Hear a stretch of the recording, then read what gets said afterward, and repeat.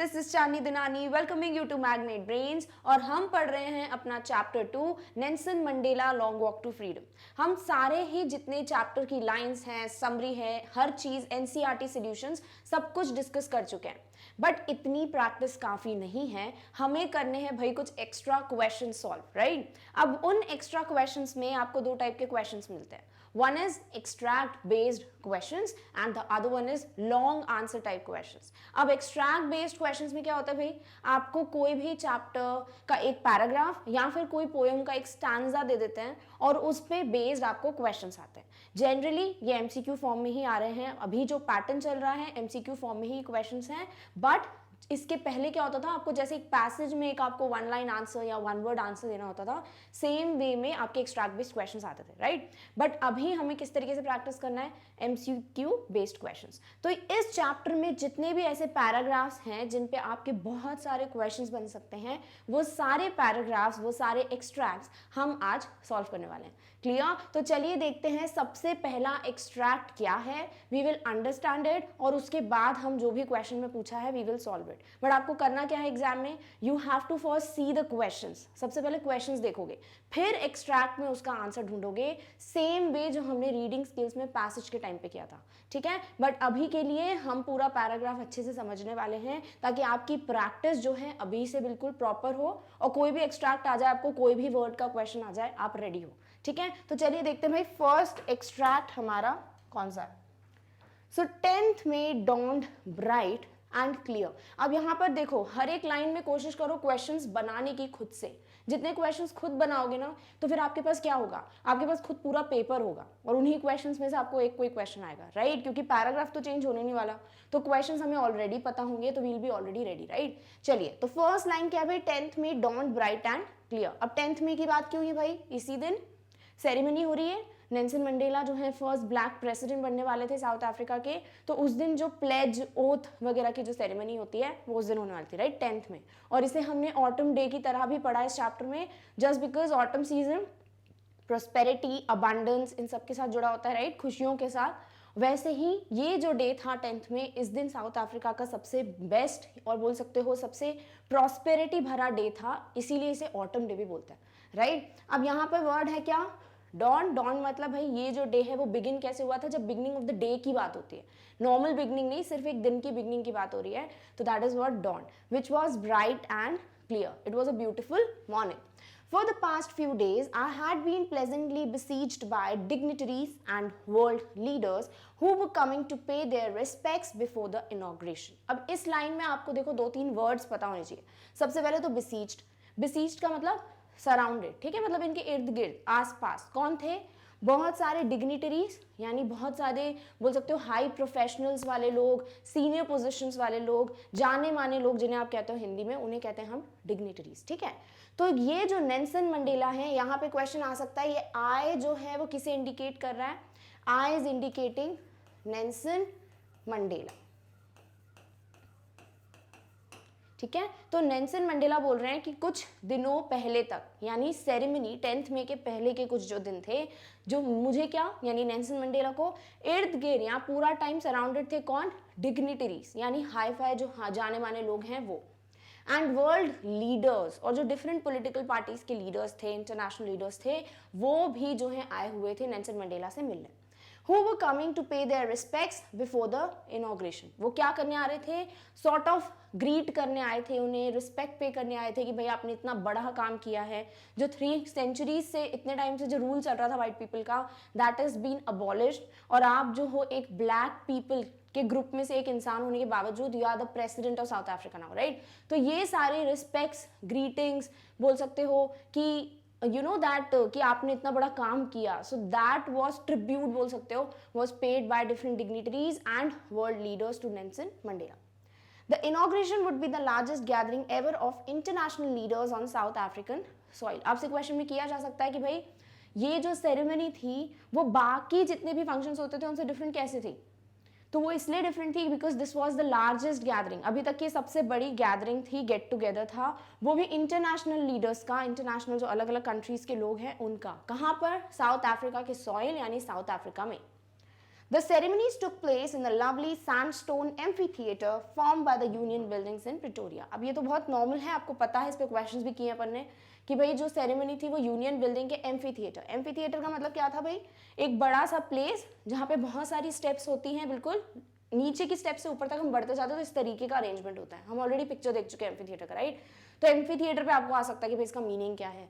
Secondly आपको क्या पूछा जा सकता है यहाँ पर कि ये किसका बना हुआ था, सैंडस्टोन का, राइट। कहाँ पर, प्रिटोरिया में। तो इस लाइन के इसमें इन तीनों के अलावा और कोई क्वेश्चन आई डोंट थिंक आ सकते हैं, ठीक है। For decades this had been the seat of white supremacy. यहाँ पर सालों से क्या था भाई, वाइट पीपल का ही यहाँ पे रूल चलता था। ये जो सीट्स थी एम्फीथिएटर की, यहाँ सिर्फ वाइट पीपल ही बैठते थे। उन्हीं का क्या था भाई, सुप्रीमेसी थी, यानी उन्हीं का बोल सकते हो एक सीनियोरिटी थी, उन्हीं का एक शासन था इन सीट्स पे। And now it was the site of rainbow gathering of different colours. अब आपसे पूछा जा सकता है भाई रेनबो गैदरिंग का मतलब क्या है, राइट। जो नॉर्मल 7 कलर्स का रेनबो होता है विबग्योर, या फिर साइंटिफिक कोई टर्म है, यहाँ पर रेनबो का मतलब क्या है। तो रेनबो का मतलब क्या है भाई, कि कोई भी लोग थे, वो वाइट पीपल हो, ब्लैक पीपल हो, या डिफरेंट जो रेस के लोग हैं, डिफरेंट कास्ट क्रीड किसी के भी लोग थे, वो सब यहाँ पर एक साथ इकट्ठे हुए थे। तो सॉर्ट ऑफ बहुत डिफरेंट कलर्स से जो हम इंडिकेट करते थे लोगों को पहले कि ये भैया वाइट पीपल है, ये ब्लैक पीपल हैं, तो इन सब लोगों का क्या है, डिफरेंट कलर्स एक साथ गैदर हुए हैं, और डिफरेंट कलर्स एक साथ दिखते हैं तो उसको आप रेनबो कहते हो, राइट। तो इसीलिए यहाँ पर वो जो डिफरेंट कलर्स के लोग बैठे थे उसे रेनबो से सिंबलाइज किया गया।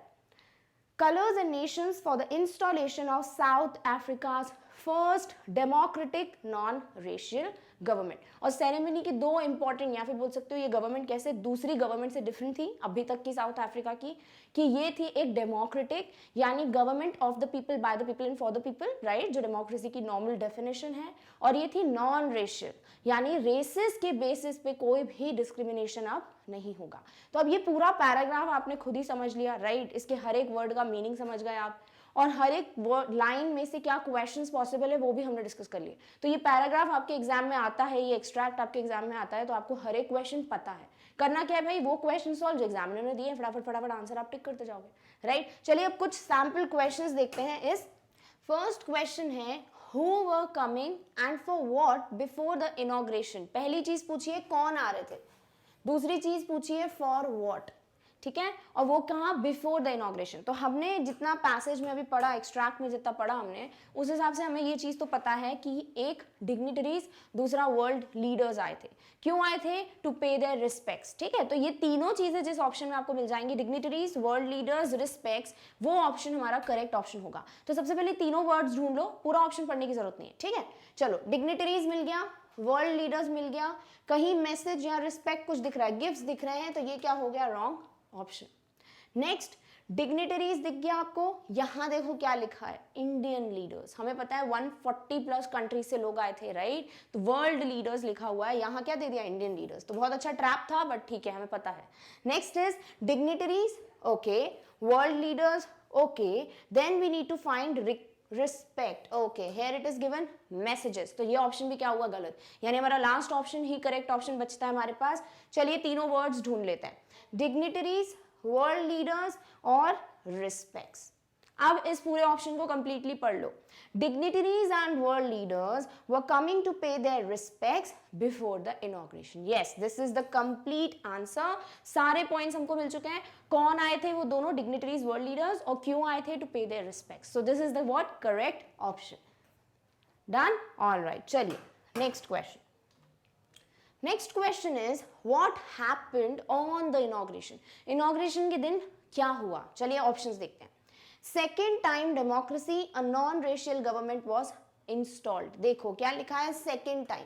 हमें पता है सबसे पहली डेमोक्रेटिक गवर्नमेंट जो है साउथ अफ्रीका में 10 मई 1994 को बनी, उसके पहले कभी नहीं बनी, राइट। तो ये क्या है, ये तो रॉन्ग ऑप्शन है।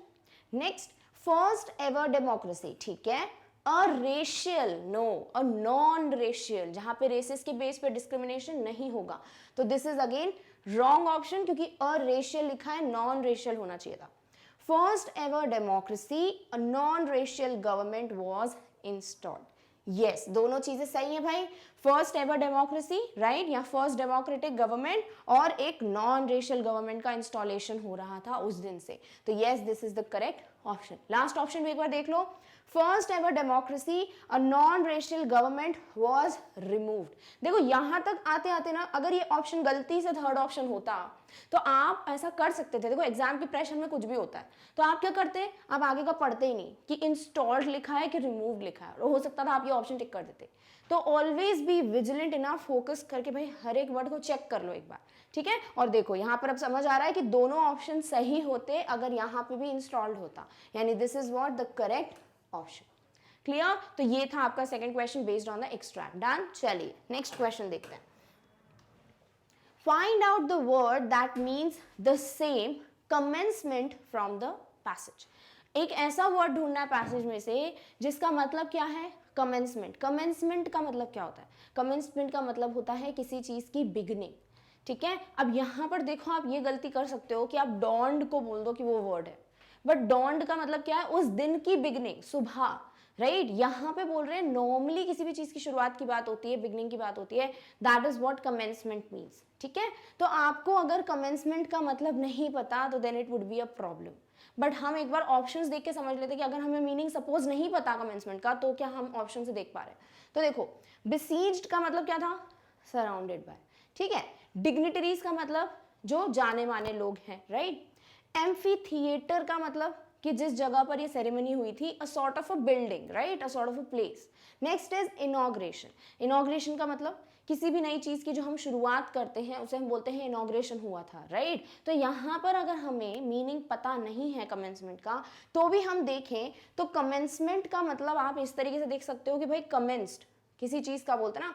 तो अगर आपको मीनिंग नहीं पता तो थोड़ी इश्यूज हो सकते हैं। इसीलिए मैं बोल रही हूँ कि वोकैबुलरी जो है अपनी डेवलप करनी आपको बहुत जरूरी है। हर एक नए वर्ड के सिनोनिम्स एंटोनिम्स देखो। देखो यहाँ पे अपन ने पूरी कोशिश कर ली कि अगर वर्ड का मीनिंग नहीं पता तो क्या हम ऑप्शन से देख पा रहे हैं, बट ऐसा कुछ है नहीं जो इन ऑप्शंस में सेम जा रहा है। कभी कभार क्या होता है ना, आपको जो एक्सट्रैक्ट बेस्ड क्वेश्चंस में ऐसे ऑप्शंस दिए जाते हैं जिसमें 3 ऑप्शंस एक मीनिंग को इंडिकेट कर रहे होते हैं और एक ऑप्शन अलग ही चलता है। ऐसे क्वेश्चंस हम देखेंगे आगे, ठीक है। तो तब क्या होता है ना, हम ऐसा बोल सकते हैं कि एक तरीके से हम तुक्का लगाते हैं कि चलो सपोज यही आंसर होगा। कब? जब हमें लगता है कि 3 ऑप्शन तो चलो एक ही मीनिंग बोल रहे हैं, एक ऑप्शन जो है अलग जा रहा है, तो जो अलग जा रहा है वही आंसर होगा, राइट। बट यहाँ पे वो पॉसिबिलिटी नहीं है। इट मीन्स कि भाई ऐसे ही वो कैप के क्वेश्चन सॉल्व नहीं होने वाले, आपको हर एक वर्ड के क्या करने पड़ेंगे, सिनोनिम्स एंटोनिम्स ढूंढने पड़ेंगे। अब देखो यहाँ कमेंसमेंट का मतलब क्या होता है, किसी चीज की शुरुआत, बिगनिंग। और इन सारे ऑप्शंस में से अगर एक ऑप्शन जो बिगनिंग की बात कर रहा है, किसी नई चीज की बात कर रहा है शुरुआत होने की, तो वो बिसीज्ड तो नहीं है। बिसीज्ड मतलब सराउंडेड बाय। डिग्निटरीज मींस जाने माने लोग। एम्फी थिएटर एक प्लेस का नाम है, कोई बिगनिंग का नाम नहीं है। बट येस, इनॉग्रेशन का मतलब है कि इसी सेरेमनी का बोलते हैं ना कि बिगनिंग हो रही है, राइट। जो रिबन कट की बात करते हो वो भी क्या एक तरीके का कमेंसमेंट है, नई चीज की बिगनिंग है। तो यहाँ इनॉग्रेशन क्या था, एक first democratic non racial government की बिगनिंग थी for the first time in south Africa. तो येस, कमेंसमेंट का सेम मीनिंग वाला वर्ड कौन सा है, इनॉग्रेशन। क्लियर? तो एक चीज तो आपको तो समझ आ गई यहाँ पर कि भाई इनॉग्रेशन को हम कमेंसमेंट से रिलेट कर सकते हैं। डन? ऑल राइट, चलिए देखते हैं next question. Next question is find the word from the passage which means an open space surrounded by sloping land। क्या बोल रहे हैं, एक खुली जगह है, ओपन स्पेस है, और स्लोप, स्लोप का मतलब क्या होता है, इस तरीके से, राइट। ये स्लोप है। जब आप इधर से ऊपर जा रहे हो, जो चढ़ाई बोलते हो आप हिंदी में, उसे आप स्लोप बोलते हो, ठीक है। यहाँ पे नीचे से बिल्कुल एक इंक्लाइंड प्लेन जो होता है ना, उसको आप स्लोप बोलते हो, ठीक है। अब हमसे ऐसा पूछा जा रहा है कोई ऐसी स्पेस जहां पर जो लैंड है, यहाँ पे जो जगह है वो एक स्लोप पर है। तो जब हमने एम्फी थिएटर का फोटोग्राफ देखा था एक, तो उसमें हमने देखा था कि भाई एक बहुत ही ओपन सी सड़क, सर्कुलर टाइप की एक प्लेस थी, और जो स्टेप्स थी, जो सीट्स थी, वो कैसी थी, एक इंक्लाइंड में, राइट। एक सीट यहाँ है, फिर ऐसी सीट्स बनी थी। तो ये क्या है, ये एम्फी थिएटर का मतलब है। तो एक ऐसा वर्ड जो इस मीनिंग को बोल सकते हो सिम्बलाइज करा है, वो क्या है, वो एम्फी थिएटर है। हमें ऑलरेडी पता है, तो फिर ऑप्शंस में हमको ज्यादा मेहनत नहीं करनी पड़ेगी, because we already know the meaning. अब यहाँ ध्यान से देखें तो प्रिटोरिया तो भाई जगह का नाम है, तो ये कोई स्पेस वगैरह को नहीं सिम्बलाइज करा। Next is amphi theatre. Yes, amphi theatre is a place जो यूनियन बिल्डिंग में थी, जो प्रिटोरिया में सिचुएटेड है, जहां पर क्या थी, सीट्स इंक्लाइंड एक स्लोपी वे में थी, ठीक है। तो amphi theatre is the correct answer. Union building भाई बिल्डिंग का नाम है, it is not a space, generally नहीं है कि हर जगह ऐसी कोई स्पेस मिलती है, ठीक है। Next is besieged, besieged mean surrounded by, हमें ऑलरेडी मतलब पता है, यानी amphitheatre is the correct answer. तो अगर पैराग्राफ में हम ऑलरेडी रेडी हैं with all the words, all the vocabulary questions, तो फिर कोई भी क्वेश्चन आएगा आपको दिक्कत नहीं जाएगी। बट अगर आप बैठे हुए हो कि भाई एक्सट्रैक्ट जो भी आएगा हम कर लेंगे, तो फिर तो पक्का वो कैब में फंसने वाले हो, ठीक है। तो इस तरीके से हमने क्या किया भाई, मीनिंग ऑलरेडी पता था, वो वर्ड ढूंढ लिया जो उसको सिग्निफाई करता है, and that is what amphitheatre. Clear? Alright, next question. Okay, so questions जो उस एक्सट्रैक्ट पे थे दैट आर ऑलमोस्ट डन, और कोई क्वेश्चन उस पर बन नहीं सकता, तो वी आर डन, राइट। अब देखते हैं एक और next extract. On that lovely autumn day, अब ये लवली ऑटम डे कौन सा था भाई, 10th में, राइट, इतना हमें पता होना चाहिए। नेक्स्ट, आई वॉज, आई यहाँ पे कौन है, आई है Nelson Mandela, was accompanied by my daughter जिनानी। जिनानी कौन है भाई, ये नेल्सन मंडेला की बेटी है, डॉटर है। तो पूछा जा सकता है कि भाई नेल्सन मंडेला किसके साथ आए थे सेरेमनी पे, तो अपनी डॉटर जिनानी के साथ। ऑन द पोडियम, पोडियम का मतलब क्या होता है भाई, एक नॉर्मल जो बोल सकते हो बॉक्स टाइप का होता है वर्टिकली, और उसमें माइक होता है और खड़े होकर हम अपनी बात करते हैं, राइट। तो that is what podium. Mister de Klerk was the first sworn in as second deputy president. सबसे पहले सेकंड डेप्यूटी प्रेसिडेंट की पोजीशन में किसको रखा गया, मिस्टर डी क्लर्क को। तो आपको पता होना चाहिए, नॉर्मली भी क्वेश्चन आ सकते हैं शॉर्ट क्वेश्चंस, राइट, कि who became the second deputy president of South Africa on 10th में, mister de Klerk, alright. Then Thabo Mbeki, Thabo Mbeki क्या थे भाई, वो बने वहां के फर्स्ट डेप्यूटी प्रेसिडेंट। तो वहां पे पूछा जा सकता है भाई कि सेकंड डेप्यूटी प्रेसिडेंट और फर्स्ट डेप्यूटी प्रेसिडेंट, ताकि आप कंफ्यूज हो जाओ। तो आपको पता होना चाहिए कि भाई ये जो डी लर्क हैं वो बने हैं सेकंड, और थाबो बेकी बने हैं first deputy president. When it was my turn, my means again Nelson Mandela, I pledged to obey and uphold the Constitution and to devote myself to the well-being of the Republic and its people. अब यहाँ पर आपको क्या पूछा जा सकता है कि भाई नेल्सन मंडेला की प्लेज क्या थी, क्या उन्होंने ओथ ली या प्लेज लिया, शपथ लिया, to obey and uphold the constitution. ओबे यानी कि भाई सारी चीजें मानना जो भी कॉन्स्टिट्यूशन में, और अपहोल्ड का मतलब क्या होता है, मेंटेन करना, यानी कॉन्स्टिट्यूशन में जो भी रूल्स में मेंशन्ड हैं उन्हें एज इट इज मेंटेन करते हुए फॉलो करना, ये मेरा काम होगा, ठीक है। तो अपहोल्ड का कोई भी एक ऐसा वर्ड जो मेंटेन की तरफ इशारा कर रहा हो मीनिंग, तो वो आपका सिनोनिम हो जाएगा अपहोल्ड का। क्लियर? The constitution and to devote myself to well being of the republic and its people. जो ये प्लेस है भाई साउथ अफ्रीका और उसके जहाँ के लोग हैं उनके प्रति मेरा जो होगा क्या होगा, एक रिस्पॉन्सिबिलिटी होगी कि मैं वेल बीइंग, उनके अच्छे के लिए सारी कोशिशें करूँ, ठीक है। तो ये था आपका कंप्लीट एक्सट्रैक्ट। अब इसमें एक दो वर्ड्स थे लाइक अपहोल्ड हो गया, राइट। दूसरा हो गया कि आपको यहाँ पर पोडियम की बात पूछ सकते हैं। नेक्स्ट यहाँ पूछ सकते हैं कि कौन आया था, राइट, नेल्सन मंडेला के साथ ऑन 10th में। नेक्स्ट आपसे पूछा जा सकता है कि सेकंड डेप्यूटी प्रेसिडेंट और फर्स्ट डेप्यूटी प्रेसिडेंट कौन थे।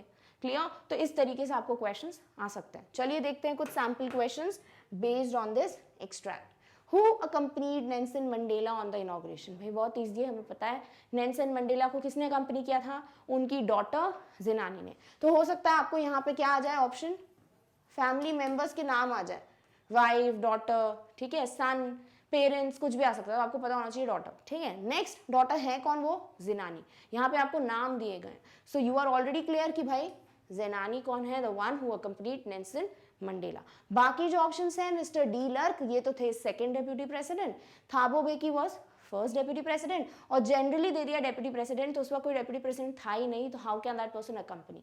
क्लियर? तो यहाँ पर क्या है answer, Zenani daughter of Nelson Mandela. चलिए नेक्स्ट क्वेश्चन।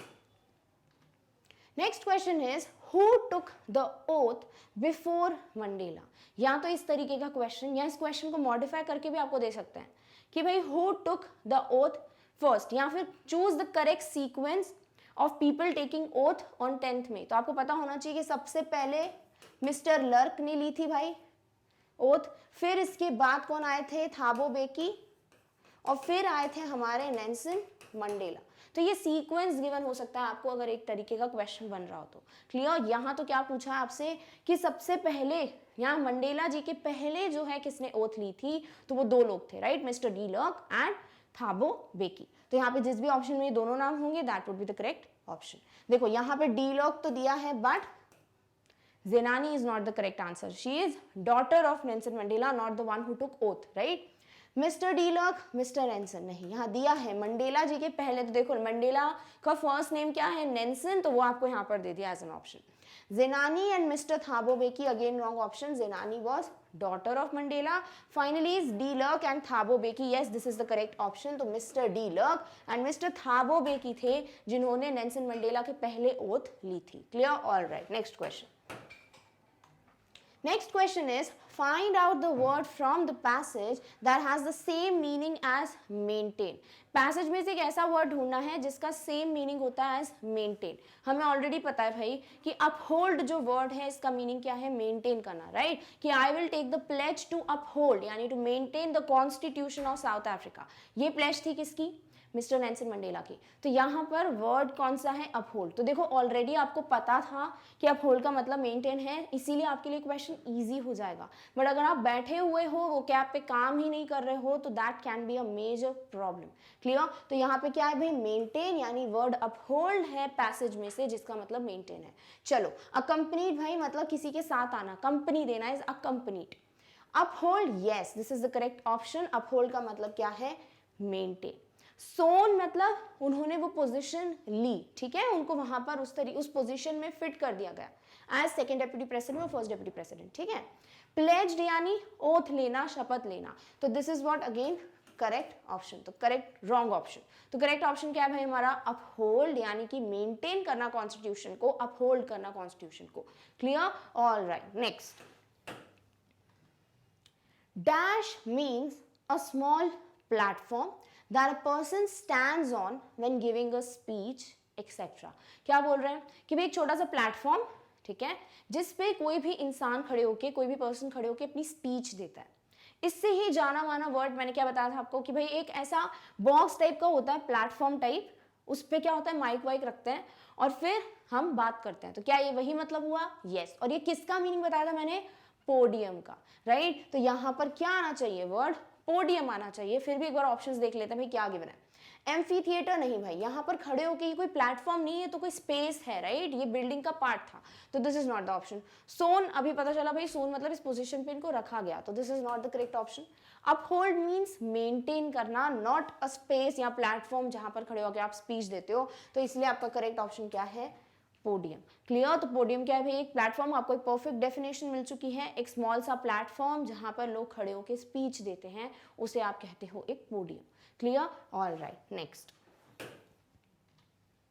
नेक्स्ट एक्सट्रैक्ट है, we who were outlaws not so long ago. यहां पर वी कौन है भाई, वी है साउथ अफ्रीकन पीपल, जो भी लोग थे साउथ अफ्रीका के, उनको बोला गया है वी, ठीक है। हम सब, नेल्सन मंडेला ने स्पीच के टाइम पे सबको बोला है, अपनी बुक में बताया, राइट। तो कौन होंगे, साउथ अफ्रीका के पीपल।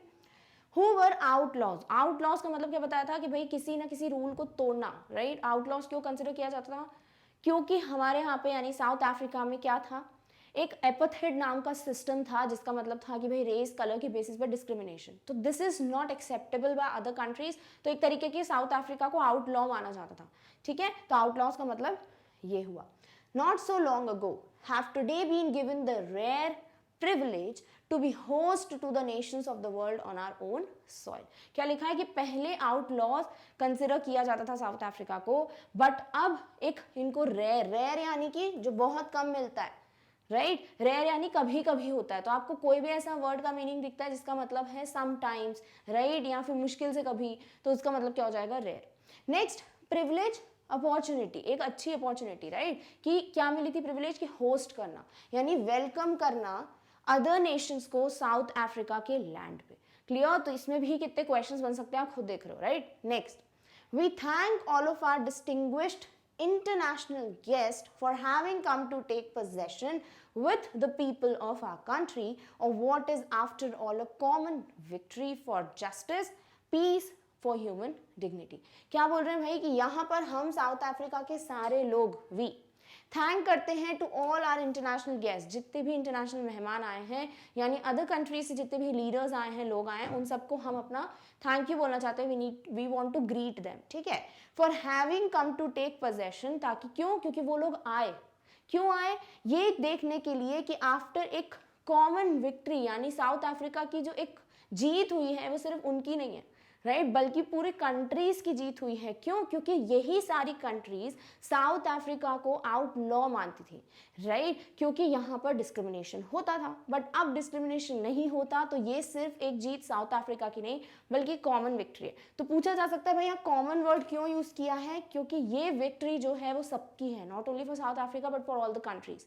क्लियर? और ये जो कॉमन विक्ट्री है वो किसकी है? फॉर जस्टिस, न्याय की, राइट, फॉर पीस, शांति की, एंड फॉर ह्यूमन डिग्निटी, जो इंसान की रिस्पेक्ट होती है, डिग्निटी होती है, उसके लिए क्या थी ये common victory. We have at last achieved a political emancipation। क्या लिखा है कि भाई फाइनली हमने एक पॉलिटिकल इमेंसिपेशन अचीव किया है। इमेंसिपेशन यानी फ्री, राइट, फ्रीडम।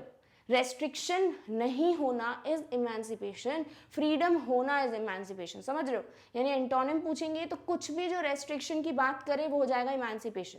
सिनोनिम पूछेंगे, सेम मीनिंग पूछेंगे यानी फ्रीडम, लिबर्टी, ठीक है। जो फ्री की बात करेगा ना that would be what? Emancipation. Clear? We pledge ourselves to liberate, liberate यानी फ्री करना, बोल सकते हो लिबरेशन जो है वो इमेंसिपेशन का एक सिनोनिम हो सकता है, ठीक है। All are people from the continuing bondage of poverty, deprivation, suffering, gender and other discrimination। क्या बोल रहे हैं कि भाई अब हम प्लेज करते हैं ourselves, यानी कि हम सब जो है खुद से वादा करते हैं या फिर अभी ओथ लेते हैं क्या कि हम जो है अपने सारे लोगों को, साउथ अफ्रीका के लोग हो या कोई भी हो, उन सबको फ्री करेंगे फ्रॉम व्हाट? बॉन्डेज। बॉन्डेज यानी कि एक जो चेन्स लग गई थी, राइट, इन लोगों को ये जो डिस्क्रिमिनेशन हो गया, हेट्रेड हो गया, इनसे जो बांध के रखा था that is what? Bondage, right. तो कौन सा बॉन्डेज था? गरीबी का, पॉवर्टी का, डेप्रिवेशन, कमी का, जो भी फैसिलिटीज नहीं थी इनके पास वो, सफरिंग, जितनी भी प्रॉब्लम्स ये लोग सहन कर रहे थे उसका बॉन्डेज, जेंडर यानी भाई मेल को ज्यादा पावरफुल मानना, फीमेल को नहीं मानना, राइट, वो जेंडर का बॉन्डेज, एंड अदर डिस्क्रिमिनेशन, और बाकी जो भी कास्ट, क्रीड, रिलीजन, इसके ऊपर जितने भी डिस्क्रिमिनेशंस होते थे उन सब बॉन्डेजेस को हटाना ये हमारा काम है, and we pledge for it, ठीक है। तो ये था आपका कंप्लीट एक्सट्रैक्ट जहाँ पे बहुत सारे न्यू वर्ड्स हैं, हर एक वर्ड का मीनिंग पता है तो कोई भी ऑप्शन से आप क्लियर कर लोगे, राइट। और यहाँ पर कुछ शॉर्ट आंसर्स अगर बनते भी हैं आपके, राइट, एक्स्ट्रा क्वेश्चन जो होते हैं तो उसमें क्या पूछ सकते हैं आपसे कि भाई आउटलॉस क्यों कंसिडर किया जाता था, राइट, किन किन चीज़ों के बॉन्डेज को हटाने का प्लेज किया गया, right, what they achieved political dash, what do you mean by emancipation। तो बहुत सारे क्वेश्चंस बन सकते हैं, ठीक है। चलो कुछ सैम्पल क्वेश्चंस देखते हैं। What does we refer in the first line of the passage? भाई हम ऑलरेडी, हमें पता है we का मतलब क्या है? साउथ अफ्रीका के लोग, राइट। तो आपको ऑलरेडी पता है कि we क्या है, I क्या है, my क्या इंडिकेट कर रहा है यहाँ पर, तो you will be ready for the extract, right. तो यहाँ पर पूछा है कि we का मतलब क्या था पैसेज में, हमने देख लिया था कि साउथ अफ्रीका के लोगों की बात हो रही है, तो जो भी ऑप्शन वो बोलेगा हम करेक्ट कर देंगे, टिक कर देंगे। तो नेल्सन मंडेला नहीं, नेल्सन, और यहाँ पर देखो कॉमन सेंस भी लगा सकते हो, जो ऑप्शन सिंगुलर की बात करेगा वो वी तो हो ही नहीं सकता, because we is what? First person plural. अगर आई बोलते तो फिर सिंगुलर ढूंढो, वी है तो प्लूरल ढूंढो। तो देखो नेल्सन मंडेला तो एक पर्सन है तो दिस इज सिंगुलर, तो ऑटोमेटिकली एलिमिनेट हो जाता है। White people, yes white people लिखा है यानी मोर देन वन, ठीक है, तो ये हो गया प्लूरल, इसको रखो। पीपल ऑफ साउथ अफ्रीका ये भी हो गया प्लूरल, ब्लैक पीपल भी हो गया प्लूरल। तो एक ये थॉट हो सकता है जिससे आप एलिमिनेट कर सकते हो अगर आपको समझ नहीं आ रहा, ठीक है। बट अगर फिर भी देखो 3 ऑप्शंस बच रहे हैं तो now you have to think about it. और हमें पता है already people of South Africa की बात हो रही है, वहां पे कोई भी कलर, कोई भी कास्ट का हो वो, क्लियर। तो यहाँ व्हाइट पीपल, ब्लैक पीपल देख के ब्लैक पीपल टिक मत कर देना, क्योंकि यहाँ पर वी यानी साउथ अफ्रीका के सारे लोगों की बात हो रही है, ठीक है। तो करेक्ट आंसर क्या है? People of South Africa, clear. All right, next question. What did the people of South Africa achieve at last?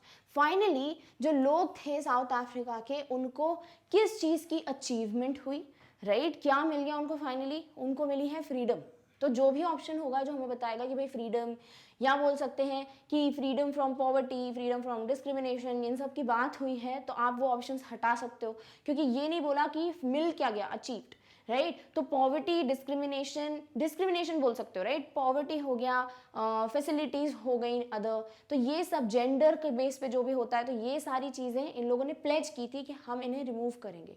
बाकी जो कुछ भी आता है, जैसे एक डेमोक्रेटिक गवर्नमेंट मिल गई इनको, नॉन रेशियल गवर्नमेंट मिल गई, राइट, फ्रीडम मिल गया, तो ये सारे ऑप्शंस आपके करेक्ट ऑप्शन हो सकते हैं। चलो देखते हैं क्या है। पॉलिटिकल, ऑल राइट, यानी यहां पर आपको वर्ड पॉलिटिकल इमेंसिपेशन के टर्म्स में क्वेश्चन दिया है। यानी अगर आपको इमेंसिपेशन वर्ड का मतलब नहीं पता तो आप क्या करोगे, आप गलत करके आ जाओगे, राइट। यहां पे बात हो रही है इमेंसिपेशन यानी फ्रीडम की, राइट। तो जो भी ऑप्शन बोलेगा इमेंसिपेशन वो होगा करेक्ट ऑप्शन। चलो देखो, अरे यहाँ पे इमेंसिपेशन डायरेक्टली दिया ही नहीं है, क्या दिए हुए हैं, इमेंसिपेशन के सिनोनिम्स और एंटोनिम्स दिए, तो जो भी वर्ड फ्रीडम से रिलेटेड होगा वो होगा हमारा करेक्ट ऑप्शन। नहीं पता इमेंसिपेशन का मतलब, तो फिर जो हमारी ट्रिक अभी डिस्कस की थी हमने कि कुछ ऑप्शंस होंगे, 3 ऑप्शंस जो एक मीनिंग को इंडिकेट करे होंगे और एक ऑप्शन होगा जो डिफरेंट ही जा रहा होगा, तो वो होगा हमारा करेक्ट ऑप्शन, राइट। चलो देखते हैं हमारी ट्रिक काम करती कि नहीं करती।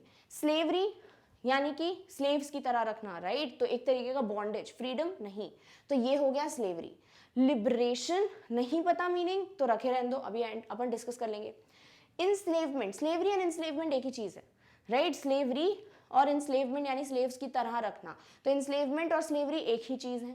नेक्स्ट इज कैप्टिविटी, कैप्टिवेट बोलते हैं ना कि एक तरीके से कैप्टिवेट करके रखा, कॉट करके रखा है, बोल सकते हैं कि बंद करके रख दिया, राइट, पिंजरे में, केज में, तो ये क्या हो जाएगा, कैप्टिविटी। यानी कि ये तीनों ऑप्शंस एक ही चीज को सजेस्ट कर रहे हैं, यानी करेक्ट ऑप्शन जो भी होगा वो होगा सेकेंड, ठीक है। ये था पहला ट्रिक। दूसरी चीज, अगर आपको पता है इमेंसिपेशन का मतलब ही फ्रीडम होता है और आपको ये भी पता है लिबरेशन का मतलब ही फ्रीडम होता है, लिबर्टी, लिबरेशन, तो ये क्या हो गया आपका करेक्ट ऑप्शन। नहीं पता तो देखो थर्ड ट्रिक भी है।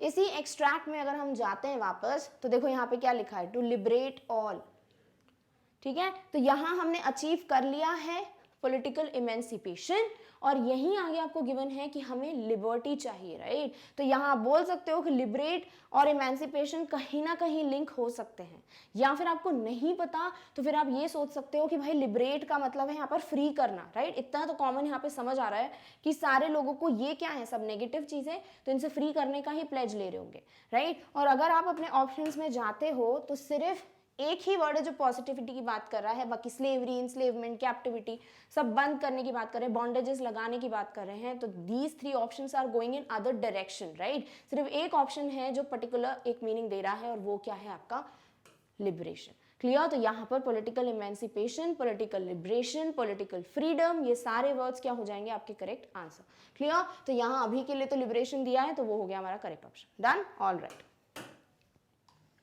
Next is the word bondage means dash in the passage. अब पैसेज में क्या क्या बना है कि हमको फ्री करना है, we need to pledge ourselves कि हमें बॉन्डेजेस से फ्री करना है, राइट। बॉन्डेजेस यानी कि जिनसे ये बंधे हुए हैं, तो पैसेज में मीनिंग पता है, अब जो ऑप्शन जो है इंडिकेट करा होगा वो मीनिंग वो हो जाएगा करेक्ट ऑप्शन। देखो क्या दिया है, इमेंसिपेशन, इमेंसिपेशन का मतलब फ्रीडम, राइट, अभी हमें पता है। नेक्स्ट इज आउटलॉज, तो बोल सकते हो एक तरीके से लॉज जो तोड़ते हैं, राइट, जो ब्रेक करते हैं रूल्स, उनकी बात हो रही है। तो यहाँ बॉन्डेज और रूल्स ब्रेक करना सेम चीज नहीं है, राइट, तो ये तो बिल्कुल डेफिनेटली करेक्ट आंसर नहीं है। नेक्स्ट इज स्लेवरी, स्लेवरी का मतलब कि बांध के रखना, राइट, तो बॉन्डेज और स्लेवरी यहाँ पर सेम मीनिंग इंडिकेट कर रहे हैं कहीं ना कहीं। स्लेवरी का मतलब है फ्रीडम का ना होना, राइट, रेस्ट्रिक्शंस होना। नेक्स्ट डेप्रीवेशन, डेप्रीवेशन यानी किसी चीज की कमी, एब्सेंस, ठीक है। अब देखो तीनों वर्ड्स जो हैं, इन तीनों वर्ड्स में से 2 वर्ड्स हैं जो एक ही मीनिंग को इंडिकेट कर रहे हैं, वो है सॉर्ट ऑफ रेस्ट्रिक्शन और एक है एब्सेंस, यानी 2 नेगेटिव। ये क्या है, एक पॉजिटिव वर्ड। अब बॉन्डेज का मतलब क्या होता है, बांध के रखना, बांध के रखना अच्छी चीज है क्या, नहीं, तो ये जो नेगेटिव पॉजिटिव डिफरेंस आ रहे हैं, तो ये ऑप्शन क्या हो गया, रॉन्ग, राइट। और अगर आपको डायरेक्टली पता ही है कि भाई इमेंसिपेशन मतलब फ्रीडम, बॉन्डेज मतलब फ्रीडम नहीं, तो भी आप समझ पा रहे हो कि ये ऑपोजिट नहीं पूछा, सेम मीनिंग पूछा, तो this option is wrong. Next is slavery और डेप्रीवेशन। देखो स्लेवरी का मतलब है रेस्ट्रिक्शन, राइट, बॉन्डेज का मतलब ही क्या है, बांध के रखना, रेस्ट्रिक्टेड है, फ्रीडम नहीं है, तो ये हो जाएगा आपका करेक्ट ऑप्शन। क्योंकि डेप्रीवेशन का मतलब ये नहीं है कि आपको बांध के रखा है, डेप्रीवेशन का मतलब है कुछ फैसिलिटी से आपको डिप्राइव्ड रखा है, यानी आपको किसी चीज की कमी है, वो हो जाता है डेप्रीवेशन। तो ये क्या हो गया भाई, ये तो बिल्कुल इससे मिल नहीं रहा है, both words are negative but they are not same in meaning. तो करेक्ट ऑप्शन क्या जाएगा, option C which is slavery. Clear, all done, all right. Next question is give a synonym of emancipation. देखो emancipation पे कितने questions आ गए, तो अब लगता है तो बैठ ही गया होगा दिमाग में। Synonym means same meaning, right, पर्यायवाची हिंदी में जैसे बोलते हो। तो आपको सिनोनिम ढूंढना है, यानी इमेंसिपेशन का सेम मतलब, इमेंसिपेशन का मतलब है फ्रीडम, तो जो भी वर्ड फ्रीडम बोल रहा होगा वो हमारा करेक्ट ऑप्शन होगा। या फिर जो तीन ऑप्शन सेम मीनिंग जा रहे होंगे वो एलिमिनेट हो जाएंगे, एक अकेला ऑप्शन राइट आंसर हो जाएगा। देखो रेस्ट्रिक्शन यानी कि किसी चीज की वजह से रोक के रखना, राइट, एक रोक को बोलते हो आप रेस्ट्रिक्शन। नेक्स्ट है स्लेवरी, स्लेवरी का मतलब भी यही है भाई, बांध के रखा है, किसी को स्लेव बना के रखा है, तो वो भी क्या हो गया, रेस्ट्रिक्शन। नेक्स्ट कैप्टिविटी, अभी देखा था, कैप्टिविटी का मतलब यही है भाई, एक तरीके से कैप्चर करके रखना, किसी को चेन्स में रखना, दैट इज व्हाट कैप्टिविटी। तो again these all three words are what same. देखो तीनों को ध्यान से देखो, सेम मीनिंग इंडिकेट कर रहे हैं, तो ऑटोमेटिकली आपको बता रहे हैं कि भाई जो भी लास्ट ऑप्शन है वो आपका करेक्ट ऑप्शन है। क्लियर। दूसरी चीज क्या है, आपको पता है इमेंसिपेशन का मतलब फ्रीडम है, लिबरेशन आता है लिबर्टी से, बहुत बार बोलते हैं ना कि हमें इस चीज की लिबर्टी चाहिए भाई, यानी फ्रीडम चाहिए, तो लिबर्टी, लिबरेशन, इमेंसिपेशन, फ्रीडम, हर एक चीज क्या है, सेम वर्ड का है, तो इसीलिए आप इसे बोल सकते हो कि liberation is the correct option. Clear, all right. Next extract है, a few moments later we all lifted our eyes in awe as a spectacular array of South African jets, helicopters and troop carriers rode in perfect formation over the Union buildings। देखो बहुत सारी चीजें इस paragraph में जो questions के form में आ सकती हैं। सबसे पहली चीज, a few moments later, later का मतलब जो सेरेमनी हो रही थी उसके थोड़े टाइम बाद, राइट, तो ये इसका मतलब है लेटर, यानी उस सेरेमनी के जो भी चल रहा था, स्पीच वगैरह चल रही थी, ओथ वगैरह चल रही थी, उसके कुछ मोमेंट्स, कुछ देर बाद। वी ऑल लिफ्टेड, जितने भी लोग थे साउथ अफ्रीका के, यहाँ पे वो बोल रहे हैं वी, जितने भी लीडर्स आए थे वो, राइट, यानी जितने भी लोग उस वक्त एम्फी थिएटर में बैठे हुए थे टू अटेंड द सेरेमनी, वो हो जाएंगे यहाँ पर वी। ठीक है, तो हर जगह वी साउथ अफ्रीकन पीपल मत जोड़ देना, पढ़ लेना कि भाई वो वी किसे इंडिकेट कर रहा है। Clear. All lifted our eyes in awe as a spectacular array, क्या लिखा है यहाँ पर कि हमने अपनी जो है आंखें ऊपर करी, क्या देखा ऊपर, बिल्कुल एक खूबसूरत सा हम एक सीन दिख रहा था, एक स्पेक्टेक्युलर ब्यूटीफुल क्या दिख रहा था, array of south African jets, यानी बहुत सारे जो है ग्रुप में क्या थे, साउथ अफ्रीका के जेट्स थे, हेलीकॉप्टर्स थे और ट्रूप कैरियर्स थे, जो कि परफेक्ट फॉर्मेशन में रोर कर रहे थे, यानी कि एक ब्यूटीफुल फॉर्मेशन बना रहे थे और एक तरीके से जो फ्रीडम अचीव हुई है साउथ अफ्रीका को उसे इंडिकेट कर रहे थे। It was not only a display of pin point precision, ये सिर्फ जो है एक पिन पॉइंट मतलब बिल्कुल एक्यूरेट, परफेक्ट, ठीक है, पिन पॉइंट का मतलब बिल्कुल ये pin point, precision, accuracy, right, perfection, ये बिल्कुल ऐसा नहीं था कि बिल्कुल टू द पॉइंट जो है परफेक्ट सिर्फ फॉर्मेशन की बात हो रही है, बल्कि and military force but a demonstration of military's loyalty to the democracy, बल्कि ये ईमानदारी थी मिलिट्री फोर्स की, लॉयल्टी थी किसके के लिए, डेमोक्रेसी के लिए, कि भाई finally we are a free government, we are a democratic government, तो इसीलिए इसको बोल सकते हो रिस्पेक्ट पे करने के लिए इन लोगों ने एक proper accurate perfect formation form किया था, वो चाहे जेट्स हो, हेलीकॉप्टर्स हो या फिर ट्रूप्स हो। Clear. To a new government that had been freely and fairly elected, एक ऐसी गवर्नमेंट के लिए जो कि क्या है, अब डेमोक्रेटिक यानी freely and Fairlie elected. Only moments before the highest generals of South African Defence Force and Police, कहाँ से भाई, highest generals of South African Defence and police. देखो दिखने में ऐसा लगता है कि हाँ पढ़ लिया, बट इस पे भी क्वेश्चन बनेगा, अभी आगे जाके देखोगे कि भाई यहाँ पर भी बहुत सारी चीजें देखो जंबल अप हो सकती है, हाईएस्ट को लोवेस्ट लिख सकते हैं, राइट, फिर यहाँ साउथ अफ्रीकन डिफेंस है तो डिफेंस की जगह और कोई लिख सकते हैं वर्ड, आपको ढूंढना सिर्फ डिफेंस है। नेक्स्ट इज पुलिस, पुलिस की जगह पे कुछ भी लिख सकते हैं, राइट, नेवी लिख सकते हैं, एयरफोर्स लिख सकते हैं, कुछ भी लिख सकते हैं, तो आपको देखना है highest, generals, defence, police. Clear. Their chest bedecked, bedecked का मतलब क्या था, डेकोरेटेड, राइट हमने देखा था, यानी कि जो जितने भी यहाँ के मिलिट्री फोर्स डिफेंस जनरल्स जो भी थे उनके क्या थे, मेडल्स लगे हुए थे, राइट तो जो उनकी यूनिफॉर्म पे मेडल्स होते हैं, हमने बोला है कि their chest was bedecked, decorated, clear, with ribbons and medals from days gone by, saluted me and pledged their loyalty. और ये सारे लोग भी क्या कर रहे थे, नेल्सन मंडेला को सल्यूट कर रहे थे, उनको रिस्पेक्ट पे कर रहे थे, just because he was able to bring that free fair election in South Africa. I was not unmindful, unmindful मतलब aware, राइट हर एक वर्ड का मीनिंग ऑलरेडी डिस्कस कर चुके हैं जब टेक्स्ट पढ़ रहे थे, फिर से एक बार रिवीजन हो जाएगा, ठीक है, तो ये सारे वर्ड्स आपको पता होना चाहिए, हर एक वर्ड का मीनिंग पता होना चाहिए.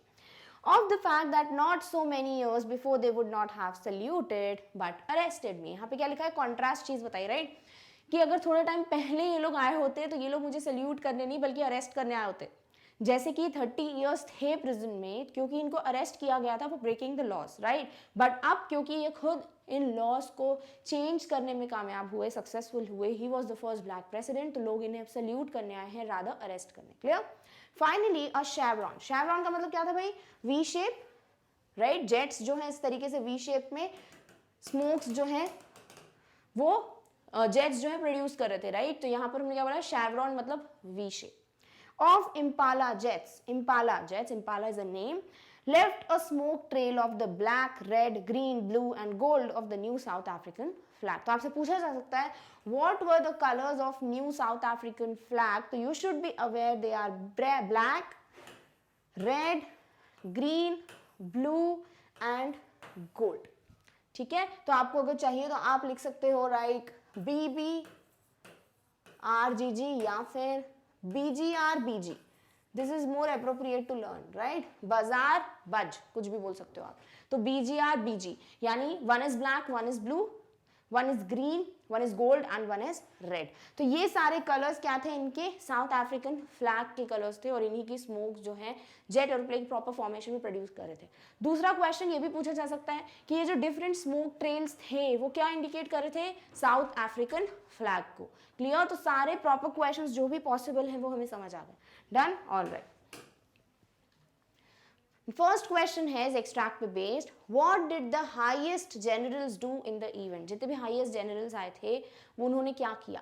So the highest generals of defense and army, देखो आ गए आपके सारे वर्ड्स. मैंने क्या बोला था, एक तो आपको highest generals south African defence force, right, और दूसरा पुलिस.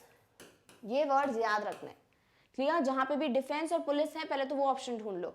तो देखो हाईएस्ट जनरल्स डिफेंस आर्मी दे दिया है तो this is what, wrong option. Highest generals of defence and military, again wrong option, भी हमको पुलिस चाहिए यहाँ पर. Highest generals of defence and police, ठीक है ये मिल गया आपको. Next is highest generals of defence and police. तो ये दो ऑप्शंस हैं जिसपे आपको फाइट करना है.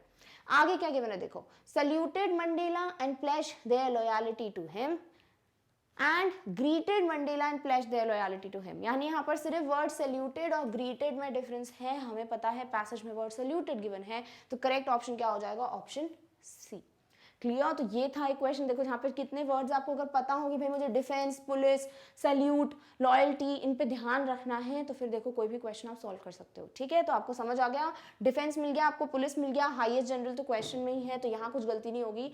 देन आपको पता होना चाहिए saluted Mandela, clear. So this was the correct answer. चलिए नेक्स्ट क्वेश्चन है, what did the smoke trail of Impala symbolise. अभी पता चल गया, राइट. खुद ही हमने देखा था कि blue, black, red, green, gold, ये जितने भी कलर्स थे स्मोक्स के वो क्या बता रहे थे, साउथ अफ्रीकन जो का जो न्यू फ्लैग था, नेशनल फ्लैग, उसकी बात हो रही है, राइट. तो चलिए ऑप्शंस देखते हैं. The new national anthem, the new national flag, the new attire, the new event. We are already aware the new national flag of South Africa. हो सकता है यहाँ पे आपसे कलर्स भी पूछे जाएं तो आपको पता होना चाहिए, राइट. क्या है हमको करना, BGR-BG, ठीक है. Blue black green gold red, clear. तो ये होगा आपके सारे कलर्स जो कि आपके साउथ अफ्रीकन नेशनल फ्लैग को सिंबलाइज कर रहे थे, जो भी स्मोक ट्रेल्स थे, clear. Alright, next. Pick out the word from the passage that means the same as adorned.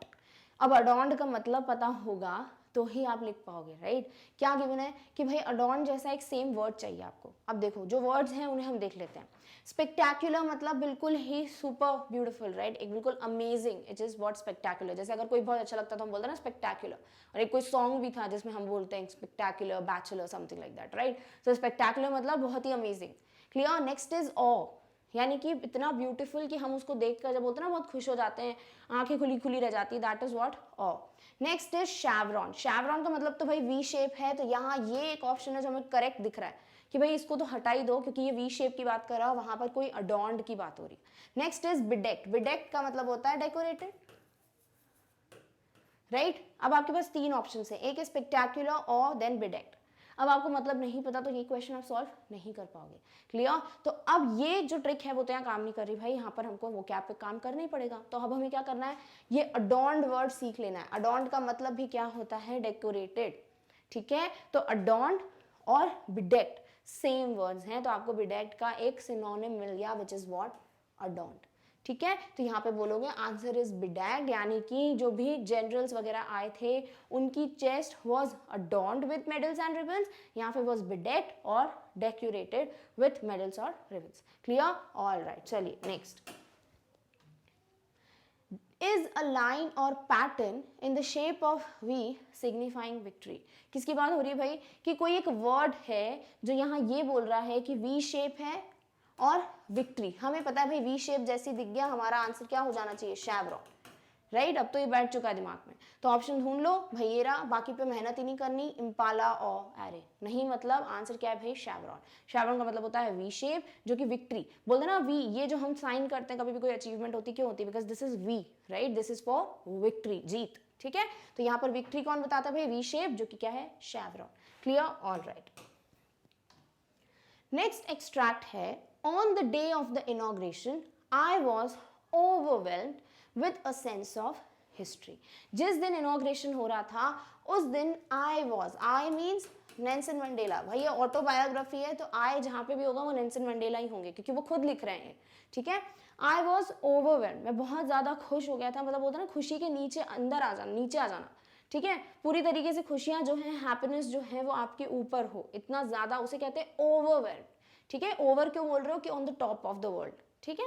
Next is with a sense of history. क्यों हुए थे ओवरवेल्म, हिस्ट्री के बारे में सोचकर, पुरानी जितनी भी बातें थी, रेस्ट्रिक्शंस थे, डिस्क्रिमिनेशन था, इसके बारे में सोचकर ही वाज ओवरवेल्म्ड कि भाई अब कितना अच्छा है, ऑपोजिट है बिल्कुल, ठीक है। In the first decade of 20th century, a few years after the bitter Anglo-Boer War and before my own birth, आपसे पूछा जा सकता है कि भाई Nelson Mandela was born before Anglo-Boer War, after Anglo-Boer War, during Anglo-Boer War, none of the above, कुछ भी option आ सकता है। तो आपको पता होना चाहिए कि भाई एंग्लो-बॉयर वॉर होने के बाद जो है नेल्सन मंडेला पैदा हुए थे, ठीक है। यानी एंग्लो-बॉयर वॉर इनकी बर्थ के पहले हो चुका है। क्लियर।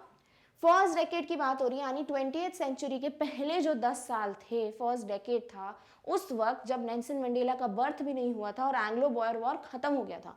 उसके बाद क्या हुआ भाई, the white skin people of South Africa patched up their differences and created a system of racial domination against the dark skinned people of their own land. देखो इसमें बहुत सारे क्वेश्चंस बन सकते हैं। पहली चीज जो है आपको पता होना चाहिए कि भाई जो एंग्लो बॉयर वॉर हुआ था उसके बाद क्या हुआ, जितने भी वाइट पीपल थे, ठीक है, उन्होंने क्या किया, पैचअप कर लिया। पैचअप का मतलब क्या होता है, सबको पता है, राइट, अपने जो भी डिफरेंसेस है उनको सॉर्ट आउट कर लेना, राइट। तो पैचअप कर लिया इन लोगों ने, क्यों, क्योंकि इनको ब्लैक पीपल के खिलाफ एक डिस्क्रिमिनेशन वाली गवर्नमेंट, एक रेशियल गवर्नमेंट की बिगनिंग करनी थी।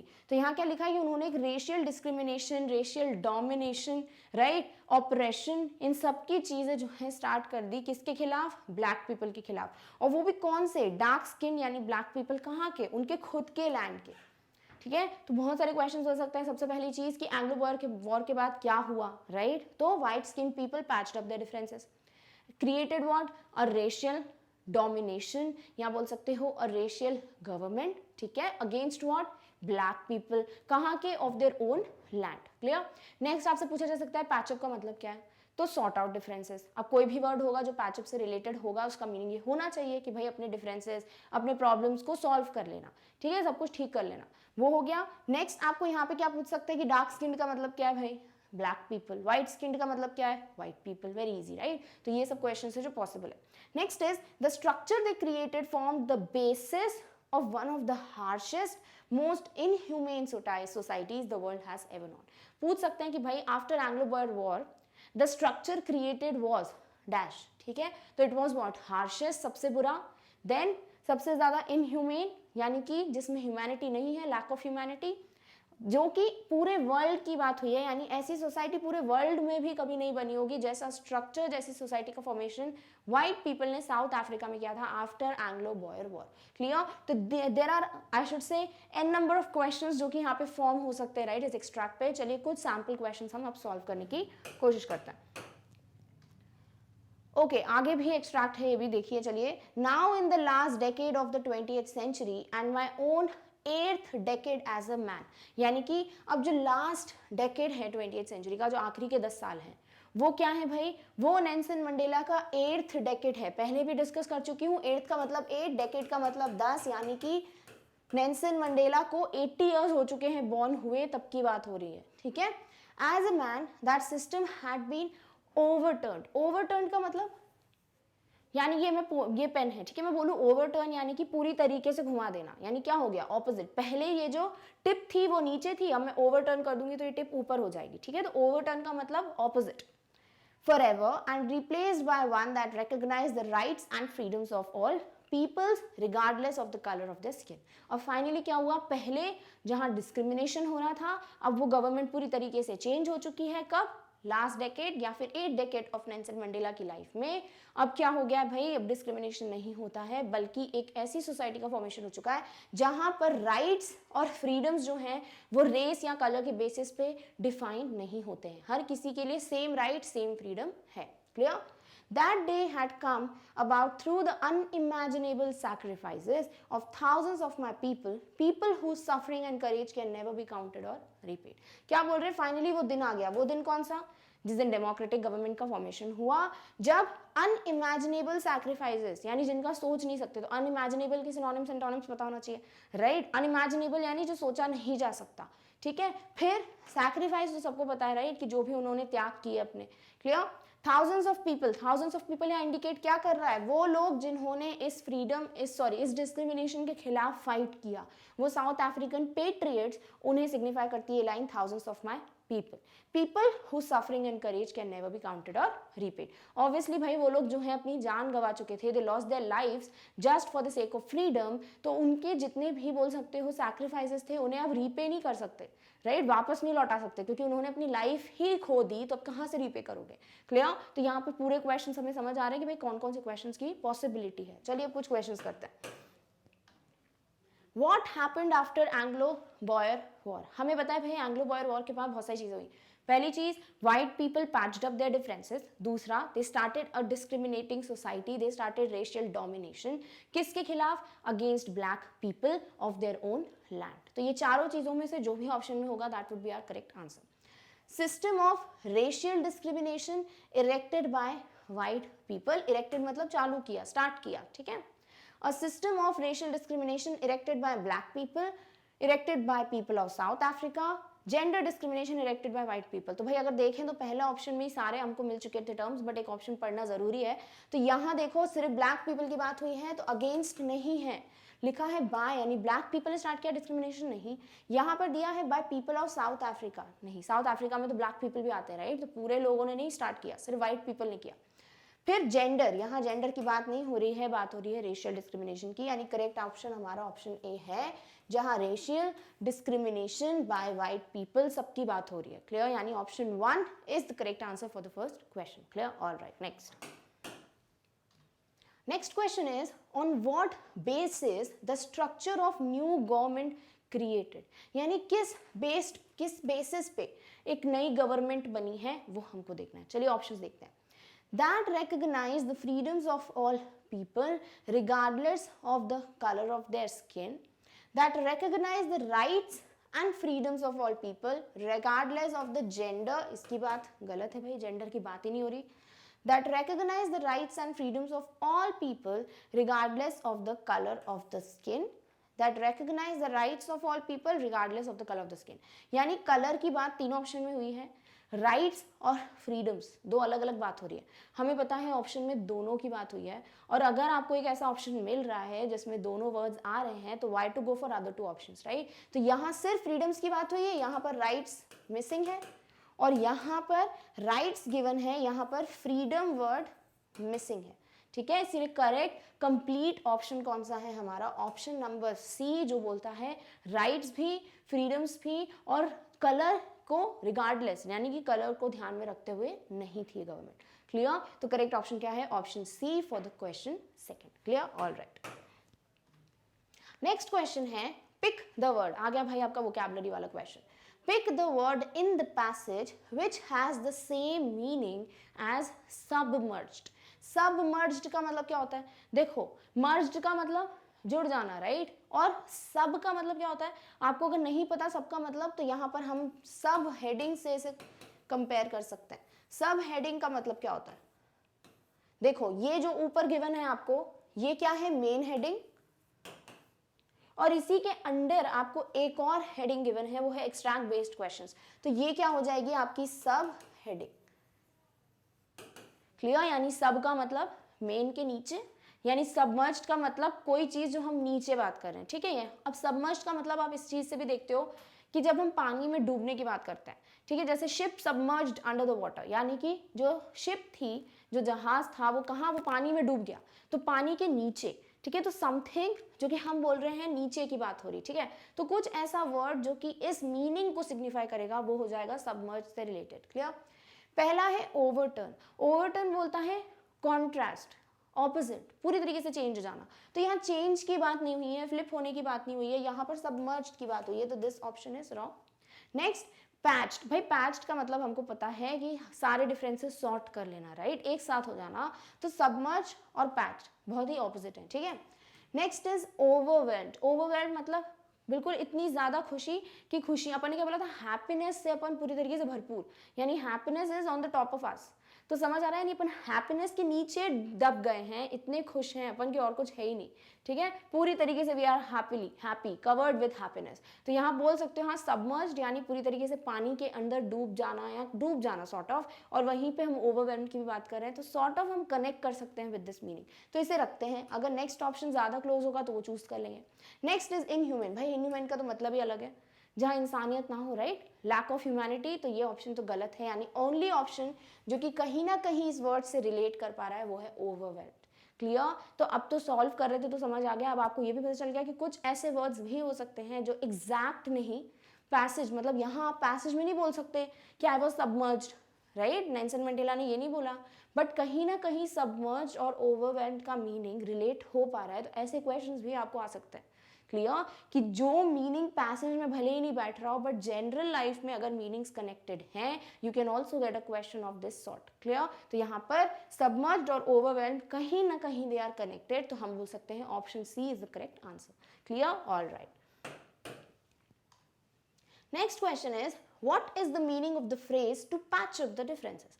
पता है भाई, पैच अप मतलब बहुत बार बोलते हैं हमारा पैचअप हो गया, राइट। पैचअप मतलब सारे डिफरेंसेस सॉर्ट हो गए, सारी जो भी प्रॉब्लम्स थी उन सबके सॉल्यूशंस निकल चुके हैं, we are best friends again, ठीक है। तो पैचअप का मतलब पता है सॉल्यूशन सॉर्ट हो जाना। चलिए ऑप्शन देखते हैं।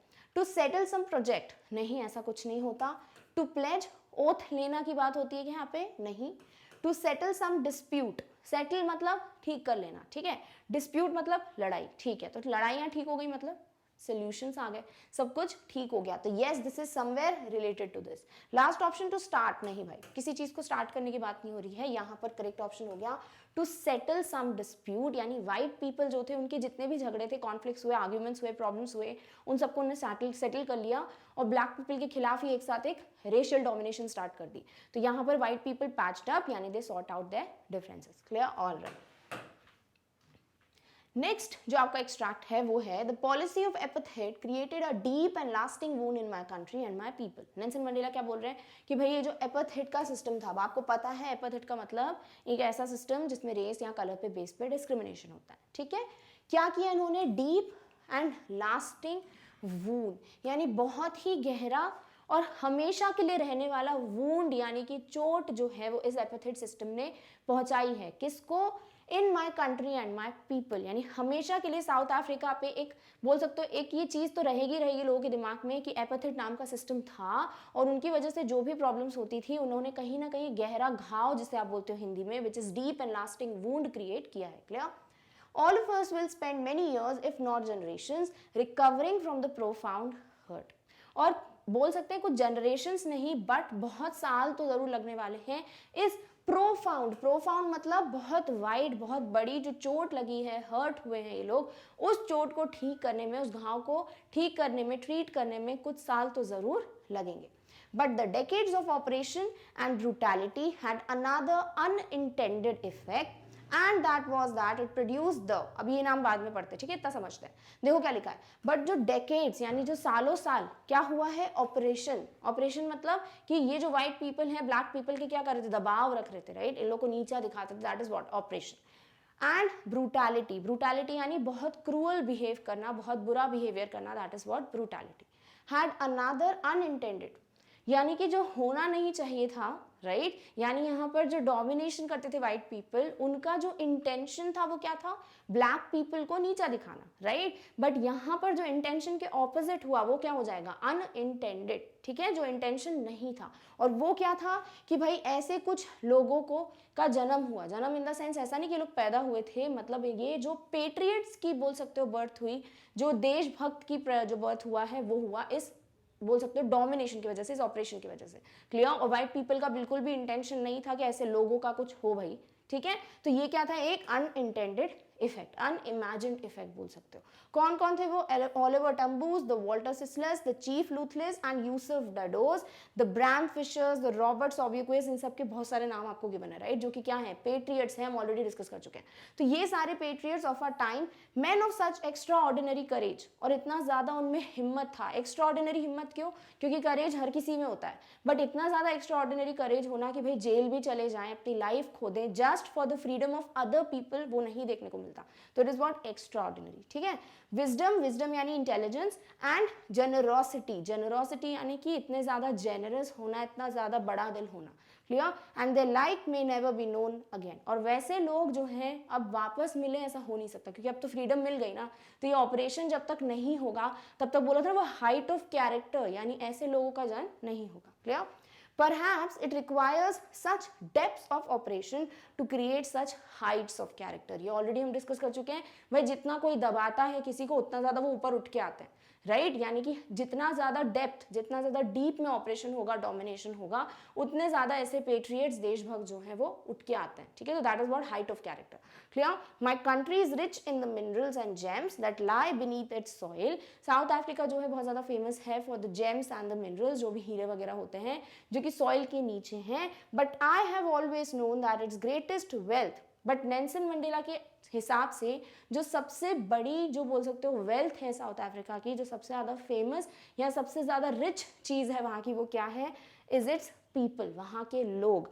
Different, finer and truer than the purest diamonds. एक प्योर डायमंड जो होता है ना वो सबसे ज़्यादा फाइन होता है, सबसे ज़्यादा प्योर होता है, उससे भी ज़्यादा फाइन और प्योर कौन है, साउथ अफ्रीका के लोग, according to Nelson Mandela. Clear? तो बहुत सारे क्वेश्चंस बन सकते हैं, डिस्कशन हो गया है, चलिए क्वेश्चंस देखते हैं।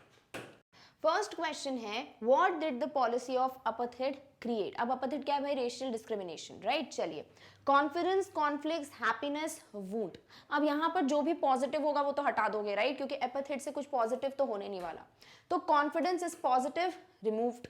कॉन्फ्लिक्ट्स यानी झगड़े, नेगेटिव है, रखो। हैप्पीनेस यानी पॉजिटिविटी, तो ये हटा दो। Next is wound. अब हमें पता है कॉन्फ्लिक्ट्स यानी झगड़े, वूंड यानी कि चोट। अब पैसेज में किसकी बात हुई है, वूंड की, right, created a profound wound, यानी करेक्ट ऑप्शन क्या है, option number 4। Clear? All right. Next question है, according to Mandela what is the greatest wealth. पता है भाई, according to Mandela people of South Africa क्या है, ग्रेटेस्ट वेल्थ। तो ये तो इजी क्वेश्चन है, राइट। तो जहां पे भी बात होगी देखो द पीपल की, तो करेक्ट ऑप्शन क्या हो गया, द पीपल। क्लियर? तो ये जो जेम्स मिनरल्स हैं, अगर यही ध्यान में रखोगे तो यही टिक कर दोगे, राइट। बट हमें पता है मंडेला के अकॉर्डिंग साउथ अफ्रीका के लोग जो हैं वो ज्यादा प्यूरेस्ट और फाइन थे as compare to diamonds. Clear? All right. Next question is find out the word in the passage which means large heartedness. बड़ा दिल. अगर ध्यान से सुन रहे हो तो मैंने जब पैराग्राफ आपको अभी बताया एक वर्ड था जब मैंने बोला बहुत बड़ा दिल होना, राइट? और वो क्या वर्ड था? वो था जेनरोसिटी. क्लियर? अगर नहीं पता तो भी थोड़ा बहुत देख सकते हैं. देखो प्रोफाउंड हर्ट, प्रोफाउंड का मतलब बड़ा तो होता है बट प्रोफाउंड मीन्स बहुत बड़ी चोट लगी थी. प्रोफाउंड वुंड की बात हुई है, लार्ज हार्टेडनेस की बात नहीं हुई. तो profound is wrong option. Operation मतलब भाई डोमिनेशन, दबाना, तो लार्ज हार्टेडनेस तो बिल्कुल नहीं होने वाला, ये तो नेगेटिव है ऑपरेशन. तो विजडम का मतलब होता है इंटेलिजेंस, ठीक है, वो सोच. और फिर जेनरोसिटी यानी इंसान बहुत जेनरस है, बहुत अच्छा है, बहुत बड़े दिल का है. तो जेनरोसिटी इज द वर्ड जिसका मतलब होता है लार्ज हार्टेडनेस. तो पैराग्राफ में अगर हर एक वर्ड का मीनिंग पहले ही अपन डिस्कस कर ले तो हर एक क्वेश्चन हमें पता होगा किस तरीके से सॉल्व करना है. Clear? All right. Next is pick out the word from the passage which means to treat somebody or something cruelly and unfairly. एक ऐसा वर्ड जिसका मतलब है किसी को बहुत बुरी तरीके से ट्रीट करना. क्लियर? और ये वर्ड पैसेज में होना चाहिए. चलो, इनह्यूमेन मतलब जिसमें ह्यूमैनिटी नहीं होती. तो हाँ, कहीं ना कहीं बोल सकते हो कि इनह्यूमेन ह्यूमैनिटी नहीं होती बट अगर किसी को ट्रीट करना उस तरीके से, वो डायरेक्ट बात हो रही है क्या? नहीं. तो ये ऑप्शन को अभी थोड़ा साइड में रखते हैं. Next is operation. अब देखो ऑपरेशन का मतलब तो हमें पता ही है, किसी को बहुत ज्यादा कोई जब डोमिनेट करता है, नीचा दिखाता है, यानी ट्रीटिंग बैडली, यानी इनह्यूमन कैंसल्स आउट ऑपरेशन, ज्यादा सही है. विजडम इज पॉजिटिव यानी इंटेलिजेंस. अनइंटेंडेड यानी जिसका इंटेंशन नहीं था, राइट, जो सोचा नहीं था वैसा कुछ. तो ये ट्रीटमेंट की बात तो कर ही नहीं रहा, यानी ऑप्शन क्या है? Operation. Clear? All right. Next extract है I learned that courage was not the absence of fear but the triumph over it. Nelson Mandela के अकॉर्डिंग फियर का एब्सेंस होना यानी कि डर ना होना किसी में, वो करेज नहीं है, बल्कि अपने डर पे जीत पा लेना, काबू पा लेना, वो होता है रियल करेज. तो ट्रायम्फ का मतलब भाई विक्ट्री, राइट, किसी चीज को जीतना, win. The brave man is not, brave यानी करेजियस, हिम्मत वाला, is not he who does not feel afraid. Not की बात ध्यान में रखनी है. जिस इंसान को डर नहीं लगता वो करेजियस या ब्रेव मैन नहीं होता है. बट ही हु कॉन्कर्स यानी अगेन ट्रायम्फ, विक्ट्री, जीत, ठीक है, दैट फियर, बल्कि जो अपने डर पे काबू पा लेता है वो रियल ब्रेव मैन होता है. No one is born hating another person because of the colour of skin और हिज बैकग्राउंड और हिज रिलीजन. कोई भी जो है पैदा होते से ही हेटरेट के साथ नहीं आता कि भाई इस चीज के बेसिस पे मुझे डिस्क्रिमिनेट करना है. People must learn to hate and if they can learn to hate they can be taught to love. इंसानों को हेट करना सिखाया जाता है, चीजें सिखाती हैं, ऑलरेडी हेट नहीं होता उनमें, राइट. और अगर किसी को आप हेट करना सिखा सकते हो तो उनको लव करना, हर किसी से प्यार करना भी सिखाना बहुत ईजी हो जाता है. For love comes more naturally to the human heart than its opposite. यहां पे पूछ सकते हैं ऑपोजिट इंडिकेट्स हेट, ठीक है, क्योंकि नेचुरली क्या आता है ह्यूमन हार्ट पे? हेट नहीं, लव आता है नेचुरली. यानी हमको किसी चीज को देखकर सबसे पहले जो है लव वाली फीलिंग अगर आती है, अच्छा लगता है, वो ज्यादा नेचुरल है ना कि हेट. हेट तो धीरे धीरे आप सीखते हो सर्कमस्टांसेस से कि किस तरीके से किसी को हेट किया जाता है. That is not more natural than love. Even in the grimmest times, grimmest यानी कि सबसे बुरे टाइम, सबसे डार्क टाइम, सबसे सैड टाइम्स, ठीक है.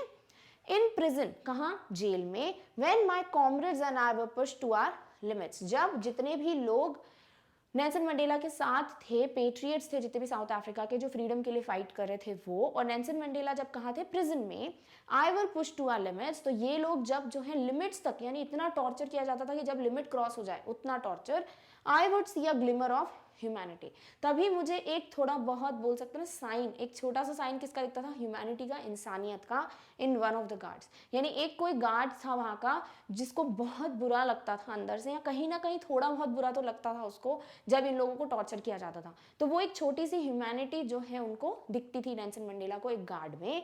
Perhaps just for a second, भले वो एक सेकेंड के लिए ही उनको बुरा लगता था उस गार्ड को, बट वो देखकर it was enough to reassure me and keep me going. But वो देखकर, एक ग्रिमिस्ट बोलते हैं ऑफ ह्यूमैनिटी देखकर, एक छोटे सेकंड के लिए ह्यूमैनिटी देखते हुए नेल्सन मंडेला को लगता था कि नहीं यार, मुझे अभी भी हार नहीं माननी है, मुझे अपने लोगों के लिए, फ्रीडम के लिए लड़ना है, ठीक है. तो कितना भी टॉर्चर करो, भले ही वो लिमिट्स क्रॉस कर दे, हम फिर भी सहन करेंगे.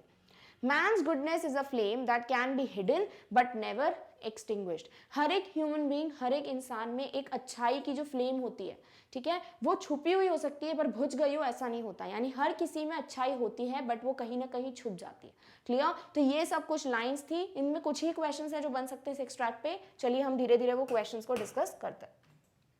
So the first question is how does Mandela define the brave? हमें पता है भाई ब्रेव कौन होता है, जिसने अपने डर पे काबू पा लिया हो, कॉन्कर कर लिया हो, ना कि जिसमें एब्सेंस ऑफ फियर हो। ठीक है, चलिए ऑप्शन देखते हैं। One who has absence of fear, नहीं। One who has the ability to ignore fear, नहीं। One who has the courage to conquer fear, yes, this is the complete option. One who celebrates, भाई celebrate कौन करता है अपने fear को, तो yes, the third option is the correct one, कि जो अपने डर पे काबू पा लेता है। Clear?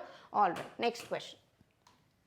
Which word means the same as grimmest? Grimmest यानी सबसे dark, sad, ठीक है, unhappy, तो ऐसा कोई वर्ड दिखेगा जो इन सब चीजों को बताएगा, वो हो जाएगा वर्ड grimmest का मीनिंग। एमिएबल, एमिएबल हमने कहाँ देखा था भाई, हमने देखा था अपने first chapter letter to God में, फैट एमिएबल पर्सन पोस्टमास्टर, यानी एमिएबल का मतलब क्या क्या होता है भाई, जो बहुत अच्छा होता है, राइट, वेलकमिंग होता है, हैप्पी सा पर्सन होता है। तो यहाँ ग्रिमिस्ट का तो बिल्कुल ऑपोजिट टाइप हो गया, ठीक है, तो this is wrong. Pleasant, again pleasant का मतलब सबको पता है, जो बहुत अच्छा हो। ग्लूमी, ग्लूमी मतलब होता है डार्क, सैड, तो ये है नेगेटिव, और gloomy is one of the words जो कि बोलता है ग्रिमिस्ट का मीनिंग। Next is elated, elated means very happy, cheerful, तो ये भी क्या है, पॉजिटिव, तो this can not be the answer. तो करेक्ट आंसर क्या है, answer is gloomy. Clear? All right, next question. Find a word similar in the meaning to victory. Victory का सेम मीनिंग हमें पता है, कौन सा वर्ड है भाई वो, ट्रायम्फ, राइट। तो ट्रायम्फ इज द वर्ड जो कि बोलता है विक्ट्री। ऑलरेडी जब क्वेश्चंस फॉर्म कर चुके हो तो अब आंसर्स बहुत इजीली फॉर्म हो जाएंगे, राइट, ऑप्शन आप इजीली आइडेंटिफाई कर पाओगे। तो grimmest, grimmest is negative, not positive like victory. Courage, courage means हिम्मत, ना कि जीत। एक्सटिंग्विश्ड यानी बुझ जाना, फ्लेम की जो बात हुई है, गुडनेस की फ्लेम की, एक्सटिंग्विश मतलब खत्म, बुझ जाना, ठीक है। Then is triumph, yes this is the correct answer, इसका मतलब होता है जीत, विक्ट्री किसी पे, ठीक है। तो करेक्ट आंसर क्या हो जाएगा, विक्ट्री का सेम मीनिंग वाला वर्ड है last option, triumph. Done. Next, explain man's goodness. Man's goodness क्या है भाई, एक flame that can be hidden but not extinguished. तो हिडन यस, नॉट एक्सटिंग्विश्ड, ठीक है, ये चीजें मिलेंगी तो वो आपका आंसर सही होगा। Flame that is extinguished fast, no.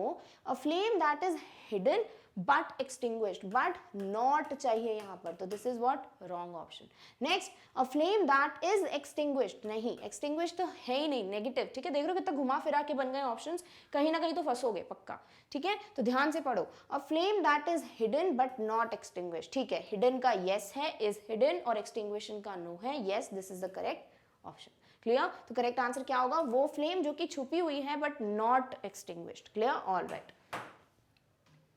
Next extract है, in life every man has twin obligations. Twin मतलब दो, ऑब्लिगेशंस मतलब duties, responsibilities.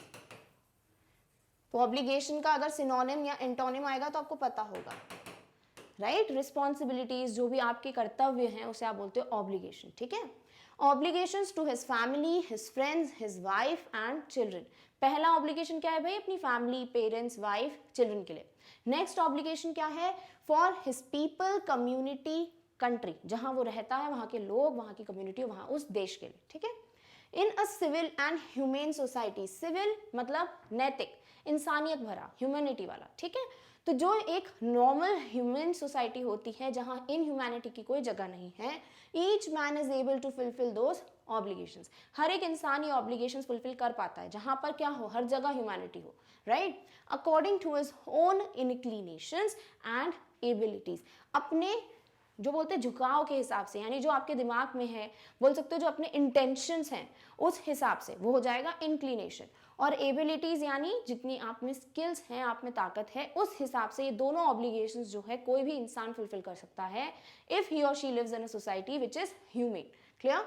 But in a country like South Africa, but इसका उल्टा कॉन्ट्रास्ट कहाँ देखने को मिलता है कि भाई अगर कंट्री साउथ अफ्रीका जैसी हो जहाँ सिर्फ डिस्क्रिमिनेशन होता है, इनह्यूमन लोग भरे हुए हैं, it was almost impossible for a man of my birth and colour. My मतलब हर चीज में फर्स्ट पर्सन कौन है, नेल्सन मंडेला, ठीक है।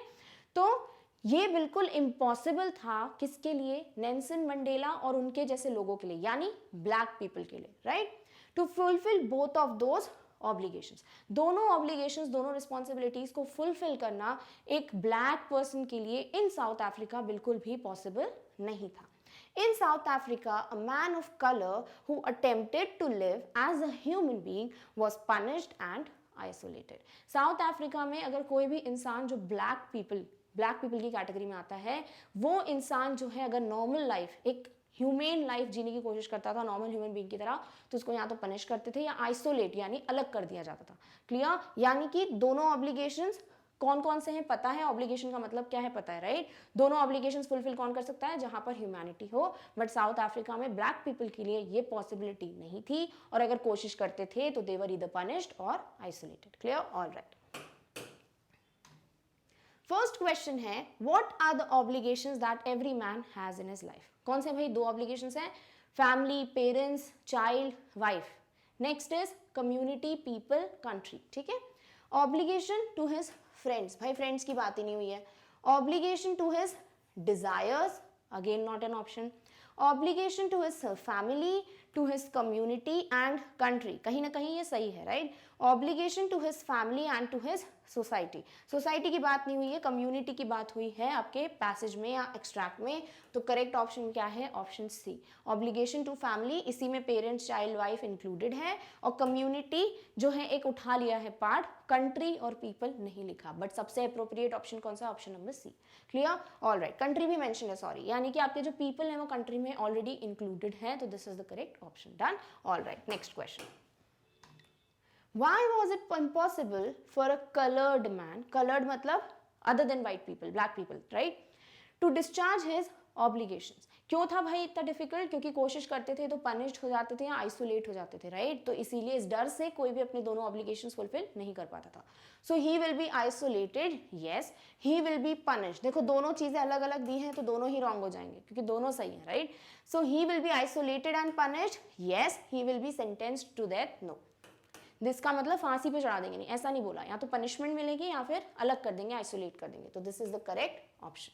Clear? Very easy. Alright. Next question, find the word in the passage which has the same meaning as a duty. अभी discuss किया था भाई, ड्यूटी मतलब कर्तव्य और वो क्या है? Obligation, right? तो डायरेक्ट जहां भी ऑब्लिगेशन वर्ड है वो हो जाएगा आपका करेक्ट आंसर। क्लियर? बाकी आइसोलेटेड यानी अकेला कर देना, सिविल यानी कि नॉर्मल ह्यूमन बींग्स की तरह जो होते हैं नॉर्मल ह्यूमंस, इंक्लिनेशन यानी कि झुकाव, right? Intentions. Clear? Alright. Next question is, a word synonymous with intentions is dash in the passage. देखो सिनोनिमस का मतलब क्या होता है? सिनोनिम का मतलब S for synonym, S for same meaning, right? यानी पर्यायवाची।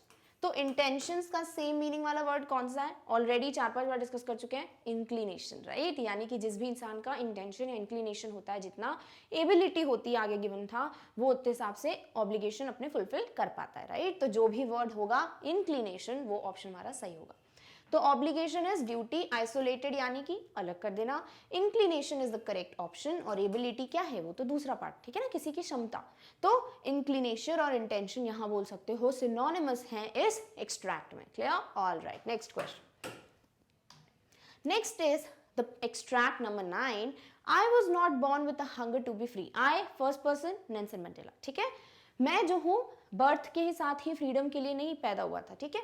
आई was born free, free in every way that I could know. मेरे हिसाब से यानी नेल्सन मंडेला के हिसाब से जब वो छोटे थे, फ्रीडम क्या थी? फ्रीडम थी free to run in the fields near my mother's hurt. जो भी खेत हैं उसमें आराम से भागा दौड़ी करना, अपने हिसाब से चलना फिरना was one of the freedoms. Free to swim in the clear stream, जो स्ट्रीम थी, झरना था, उसमें अपनी मर्जी से कभी भी स्विम कर लेना was one of the freedoms. Next, near my that ran through my village. Free to roast mealies under the stars. Mealies यानी कि कॉर्न, ठीक है? साउथ अफ्रीका में बहुत फेमस है मीलीज, कॉर्न होता है, भुट्टा होता है। तो यहाँ पर वो कभी भी अपनी मर्जी से रोस्ट करके सेक के खा सकते थे। And ride the broad backs of slow moving bulls, और धीरे धीरे जो बुल्स थी उनके ऊपर कभी भी राइड करना is one of the freedoms for Nelson Mandela. तो ये तो एक क्वेश्चन में भी आपको आ सकता है डायरेक्टली कि what was actual freedom according to Nelson Mandela when he was young और व्हेन ही वाज स्मॉल, ठीक है? As long as I obeyed my father and abided by the customs of my tribe, I was not troubled by the laws of man or God. और मेरे हिसाब से जब तक मैं अपने पापा और अपने ट्राइब का हर एक रूल फॉलो करता हूँ, तब तक ना मुझे कोई लॉ, ना मैन के थ्रू क्रिएटेड, ना ही गॉड के थ्रू क्रिएटेड ट्रबल कर सकता था. It was only when I began to learn that my boyhood freedom was an illusion. और जब धीरे धीरे मुझे समझ आया कि भाई जो मैं बच्चा था और जो मेरा फ्रीडम था वो क्या था, वो एक इल्यूजन था. इल्यूजन यानी कि जैसा दिखता है वैसा होता नहीं है, इमेजिनरी, नॉट रियल. ठीक है, तो ये इल्यूजन था मेरे लिए, क्योंकि ये फ्रीडम तो एक्चुअल फ्रीडम है ही नहीं. When I discovered as a young man that my freedom had already been taken from me, that I began to hunger for it. और मेरे को जब मैं बड़ा हुआ तब समझ आया कि भाई हमारा फ्रीडम तो हमसे ऑलरेडी छीन लिया गया है वाइट पीपल के द्वारा, और इस फ्रीडम की जो हंगर था, जो भूख थी, वो मुझे अब समझ आया, अब मुझे वो फ्रीडम का हंगर स्टार्ट हुआ. At first, as a student, I wanted freedom only for myself. पहले तो जब मैं छोटा एक स्टूडेंट ही था तब मुझे लगता था फ्रीडम सिर्फ मेरे लिए चाहिए मुझे, right. The transitory freedoms, transitory मतलब temporary, not permanent, of being able to stay out at night. और वो कौन से फ्रीडम्स थे जो उनको जब वो बड़े हुए एज अ कॉलेज स्टूडेंट, उन्हें वो फ्रीडम्स क्या चाहिए थी कि भाई कभी भी अपनी मर्जी से रात को बाहर रहना, रीड वॉट आई प्लीज, कुछ भी पढ़ना जो मुझे अच्छा लगता है, and go where I choose, और वहां जाना जहां मुझे पसंद है जाना. ये कुछ 3 फ्रीडम्स थे. जब वो बड़े हुए तब उनको समझ आया भाई ये फ्रीडम्स के लिए मुझे फाइट करना है. Clear? Later, as a young man in Johannesburg, I yearned for the basic and honorable freedoms. But जब धीरे धीरे मुझे जोहान्सबर्ग यानी one of the places in South Africa, जब मैं वहाँ पे था तो मुझे फिर धीरे धीरे रियलाइज हुआ कि I yearn मतलब long for, यानी कि किसी चीज़ को बहुत ज़्यादा चाहिए होती है ना, want होती है. That is what yearn, okay? For the basic and honorable freedoms. Normal जो फ्रीडम होता है, बेसिक ऑनर होता है, डिग्निटी जो होती है, उसके लिए मुझे समझ आया कि फाइट करना पड़ेगा. Of achieving my potential, of earning my keep, of marrying and having a family, the freedom not to be obstructed in a lawful life. और वो फ्रीडम क्या थी फाइनली कि भाई freedom to achieve my potential, जितना मैं कर सकता हूँ हासिल, वो एबिलिटी वो अचीव करना. दूसरी चीज, मैं नॉर्मल बेसिक नीड्स के लिए अर्न कर सकूँ, कमा सकूँ. नेक्स्ट वॉज कि मैं मैरी कर सकूँ and I can have a family. And then वो फ्रीडम मुझे चाहिए था जो कि किसी भी लॉ के हिसाब से ऑब्स्ट्रक्ट नहीं हो सकता, रुक नहीं सकता, बंध नहीं सकता. क्लियर? तो समझ आ गए. बहुत से क्वेश्चंस बन सकते हैं इसमें. चलिए कुछ सैम्पल क्वेश्चंस देखते हैं. पहला question, in what ways was Mandela free. यानी कि जब वो छोटे थे तभी वो अपने आप को फ्री मानते थे, उसके बाद तो वो फ्रीडम कभी उनको दिखी नहीं. तो वो कौन कौन सी चीजें थी, चलिए. Free to swim in the stream, yes this was one of the freedoms. Ride the backs of slow, ये ध्यान रखना स्लो मूविंग ही होना चाहिए, फास्ट मूविंग नहीं, ठीक है. Slow moving Wolves. Free to roast mealies, yes. तो all the above are what the correct answers. Clear? तो तीनों ही ऑप्शन सही हैं. हो सकता था कुछ ना कुछ इसमें ऊपर नीचे जंबल अप कर देते तो फिर आप कंफ्यूज होते, बट ये तीनों ऑप्शंस क्या हैं, एज इट इज, जो कि आपके एक्सट्रैक्ट में गिवन है. तो this is the correct answer. Alright. Next question is, what kind of freedom did Mandela yearn for as a man. वो कौन से फ्रीडम्स थे जो उनको ही लॉन्ग्ड फॉर, उनको वो लॉन्गिंग होती थी कि हाँ भाई मुझे ये फ्रीडम चाहिए. वो क्या है? नॉट अर्निंग हिज कीप, नहीं, earning his keep was the freedom. ये नॉट नहीं होता तो करेक्ट आंसर होता, right. Of marrying and having a family, yes this is correct.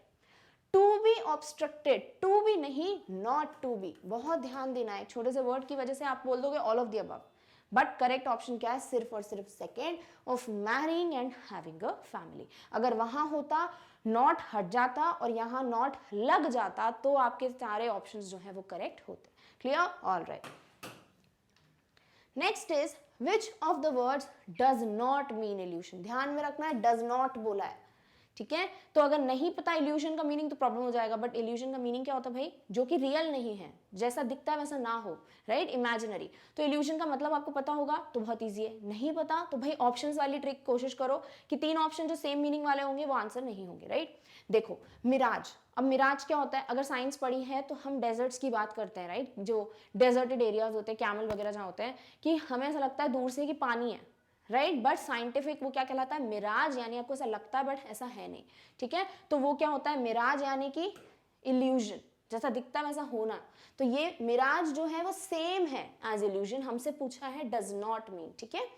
Fantasy, fantasy यानी जब हम ऐसी कुछ चीज सोचते हैं जो हो नहीं सकता। जैसे अगर अभी मैं सोचूं कि काश मैं ऋतिक रोशन के साथ डांस कर पाती एक मूवी में, ठीक है, तो ये क्या है, ये फैंटेसी है मेरी कि ऐसा हो, पर ऐसा होगा क्या, मुझे नहीं लगता, राइट। तो फैंटेसी इज व्हाट, समथिंग जो कि हम इमेजिन करते हैं बट ऐसा हो नहीं सकता। तो this is what, this is the same meaning as illusion but not the correct answer, right. Reality, reality यानी रियल जो है, तो ये दो ऑप्शंस और ये ऑप्शन अलग ही जा रहा है, तो रियलिटी कहीं ना कहीं हमारा आंसर हो सकता है। नेक्स्ट इज डिल्यूशन, डिल्यूशन का मतलब ही ऐसे होता है कि कुछ ऐसा दिखना जो ऐसा है नहीं, ठीक है। तो ये तीनों ऑप्शन एक जैसे हैं, तो ये क्या हो जाते हैं, एलिमिनेट, और करेक्ट आंसर क्या है, रियलिटी। यानी इल्यूजन का एंटोनिम क्या हो जाएगा, reality, real. Clear, all right. Next is what do you mean by transitory. पता ही है भाई, ट्रांजिटरी का मतलब टेम्पररी, राइट। तो जो भी ऑप्शन में टेम्पररी वर्ड होगा that would be our correct answer. Momentary, temporary, impermanent, भाई तीन तीन मीनिंग दे दी और ऑल ऑफ द अबव दे दिया, यानी सब देखने पड़ेंगे। मोमेंटरी यानी कुछ क्षणों के लिए, कुछ मोमेंट्स के लिए, तो क्या हुआ, टेम्पररी, राइट। तो this is the correct answer. Temporary is again the correct answer. अब इम्परमानेंट यानी जो परमानेंट नहीं है, और आपको लगता है इम्परमानेंट मुझे नहीं समझ आ रहा, तो भाई दो ऑप्शन सही हैं, बोथ का नहीं, ऑल ऑफ द अबव दिया है, तो ये भी सही होना चाहिए, इसलिए all of the above is the correct answer. वैसे इम्परमानेंट मतलब नॉट परमानेंट, यानी temporary, that means transitory. Clear, तो तीन वर्ड्स मिल गए हैं, ये नोट डाउन कर सकते हो, राइट, क्योंकि आपके पास क्या आ गए, ट्रांजिटरी के synonyms. Clear, all right. Next extract है, but then I slowly saw that not only I was not free but my brothers and sisters were not free. यानी मुझे फिर धीरे धीरे लगा कि ऐसा नहीं कि सिर्फ मैं ही फ्री नहीं हूँ या मेरे भाई बहन ही फ्री नहीं है, right. I saw that it was not just my freedom that was curtailed, curtailed यानी रिड्यूस्ड, ठीक है, कम कर दिया गया था freedom, but the freedom of everyone who looked alike. तो बट ऐसा नहीं था कि सिर्फ मेरी ही फ्रीडम को कम कर दिया गया था, बल्कि जो भी मेरे जैसा दिखता था, यानी जो भी ब्लैक पीपल की कैटेगरी में आता था, उन सबके फ्रीडम्स भी curtailed थे। That is when I joined the African national Congress, और उन्होंने African national Congress ANC party join की। क्यों की, क्योंकि उनको ये फ्रीडम चाहिए था, ठीक है। And that is when the hunger for my own freedom became the greater hunger for the freedom of my people. और फिर मुझे समझ आया कि फ्रीडम एक्चुअली क्या है, और फिर मुझे बाकी लोगों के लिए फ्रीडम, खुद के लिए फ्रीडम, ये सब चाहिए थी, इसलिए मैंने ANC पार्टी को ज्वाइन किया। सबसे ज़्यादा इंपॉर्टेंट क्या था उनके लिए, सारे लोगों की फ्रीडम, सिर्फ अपनी फ्रीडम नहीं, ठीक है। It was this desire for the freedom of my people to live their lives with dignity and self-respect that animated my life, that transformed। इतना देखते हैं, पहले इतना देखते हैं, ठीक है। किसकी बात हो रही है भाई, कि फिर ये जो डिजायर था, ये जो हंगर था फॉर द फ्रीडम, इसी ने क्या किया, मेरी पूरी लाइफ जो है चेंज कर दी। कैसे, that transformed a frightened young man into a bold one। जो डरता था इंसान, एक यंग मैन, उसे एक बोल्ड इंसान, एक स्ट्रॉन्ग इंसान में चेंज कर दिया। that drove a law abiding attorney to become a criminal। जो इंसान हर चीज का लॉ फॉलो करता था, अब वो एक क्रिमिनल बन चुका था, यानी उस वक्त जो लॉज थे वो फॉलो नहीं करता है। Clear, that turned a family loving husband into a man without a home। जिस इंसान को जो फैमिली लविंग था, यानी जो घर वालों के साथ रहना पसंद करता था, अब उसके पास घर भी नहीं था। And that forced a life loving man to live like a monk। और जिस इंसान को पूरी लाइफ, जो सांसारिक वर्ड बोलते हो हिंदी में आप, इनसे बहुत ज़्यादा लगाव था, he was happy to live a life, but वो क्या बन गए, एक मॉन्क। मॉन्क क्या, नहीं, जिस इंसान को ये सारी जो लाइफ की रेगुलेशंस होती हैं, लाइफ रूल्स होते हैं, वो सब क्या होता है, वो त्याग देते हैं, सैक्रिफाइस कर देते हैं, ठीक है। तो वो क्या हो गए, एक मॉन्क की तरह रहने लगे, यानी हर एक में एक कॉन्ट्रास्ट आपको दिखा है। Clear, all right. I am no more virtuous or self sacrificing than the next man. और मैं वैसा ही अब सेल्फ सैक्रिफाइसिंग मैन नहीं हूँ जैसे बाकी के लोग हैं, राइट। वो क्या करते हैं, वो जैसे वाइट पीपल बोलते हैं वैसा करते हैं, अब मैं वैसा नहीं रहा, ठीक है। But I found that I could not even enjoy the poof and limited freedoms I was allowed when I knew my people were not free। But मुझे लगा कि जब मुझे इतना भी फ्रीडम था, राइट, जो चीज़ें मैं enjoy करता था, जब मुझे नहीं पता था कि हम लोग फ्री नहीं हैं, वो चीज़ें भी मैं अब enjoy नहीं कर पाता हूँ। I was allowed when I knew my people were not free। Freedom is indivisible। The chains on any one of my people were the chains on all of them। The chains on all of my people were the chains on मी। क्या लिखा है कि भाई freedom indivisible है, divided नहीं हो सकती। क्यों, क्योंकि जो भी चेंज, जो भी बोल सकते हो बॉन्डेजेस, जो भी बोल सकते हो रेस्ट्रिक्शंस, ठीक है, किस पे थे, किसी पे भी, जो भी उनके जैसे लोग थे, ब्लैक पीपल थे, वो सारी चेंज हम पे भी थी, यहाँ नेल्सन मंडेला में भी थी और उन पे भी थी, लोगों पे भी। और जो चेंज जो है लोगों पे थी वो चेंज इन पे भी थी, नेल्सन मंडेला पे। इन शॉर्ट यानी कि अगर हम पे कोई रेस्ट्रिक्शन था वो सारे लोगों पे था और सारे लोगों पे जो रेस्ट्रिक्शन था वो हम पे था। क्लियर? तो इस तरीके से क्या बोल रहे हैं कि फ्रीडम नहीं, हाँ, फ्रीडम इज इनडिविजिबल, यानी कि ये डिवाइड नहीं हो सकती।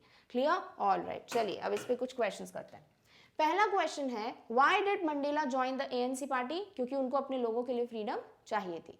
To fulfil his dream? नहीं भाई, कोई ड्रीम नहीं था उनका। Next, to earn a living? No. To fight for the freedom of his people? Yes. To fulfil his father's dream? ऐसी कोई बात ही नहीं हुई है, यानी correct option is to fight for the freedom of his people. Clear? All right. Next question is, why did Mandela say that freedom was indivisible? क्यों थी भैया indivisible? अभी बात की chains वाली, चलिए वो ऑप्शन देखते हैं। The chains on all of his people were the chains on Mandela, definite. Because freedom cannot be separated. Yes, freedom cannot be separated. The chains on any one of his people were chains on all of them. अगर इस point में doubt भी हो तो देखो ये तो direct extract से हैं, फिर आपको बोथ का नहीं ऑल ऑफ द अबव का ऑप्शन दिया है, तो इसीलिए ये ऑप्शन भी सही है, राइट। दूसरा तरीका भाई खुद ही बोल रहे हो, इनडिविजिबल यानी जो डिवाइड नहीं हो सकता, यानी जो सेपरेट नहीं हो सकता, तो इसीलिए करेक्ट ऑप्शन क्या हो जाएगा? All of the above. Clear? All right.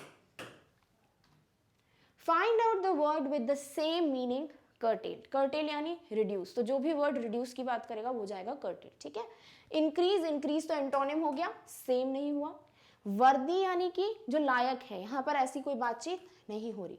लेंदन यानी कि बढ़ाना, राइट, तो लेंदन भी क्या हो गया इसका? एंटोनिम। और फिर reduce, yes, reduce is the correct word, कि भाई कर्टेल का मतलब जिसकी फ्रीडम रिड्यूस कर दी हो, खत्म कर दी गई हो। Clear? All right. Next is, which of the following is not correct? Not पे हमेशा ध्यान देना चाहिए। Not correct as per the passage, भाई कौन सी चीज है जो पैसेज के हिसाब से सही नहीं है?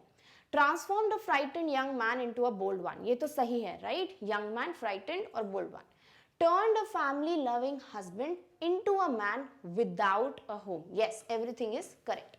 That drove a law abiding criminal, law abiding criminal नहीं होता, लॉ अबाइडिंग अटर्नी था यहाँ पे, तो this is the wrong option, not correct. Last option, that forced a life loving man to live like a monk, ये भी क्या है? करेक्ट है, यानी सही ऑप्शन क्या हो जाएगा? ऑप्शन सी, जो कि पैसेज के हिसाब से सही नहीं है। Clear? All right. So with this we come to an end of our topic, which is extract based questions of a chapter Nelson Mandela Long Walk to Freedom.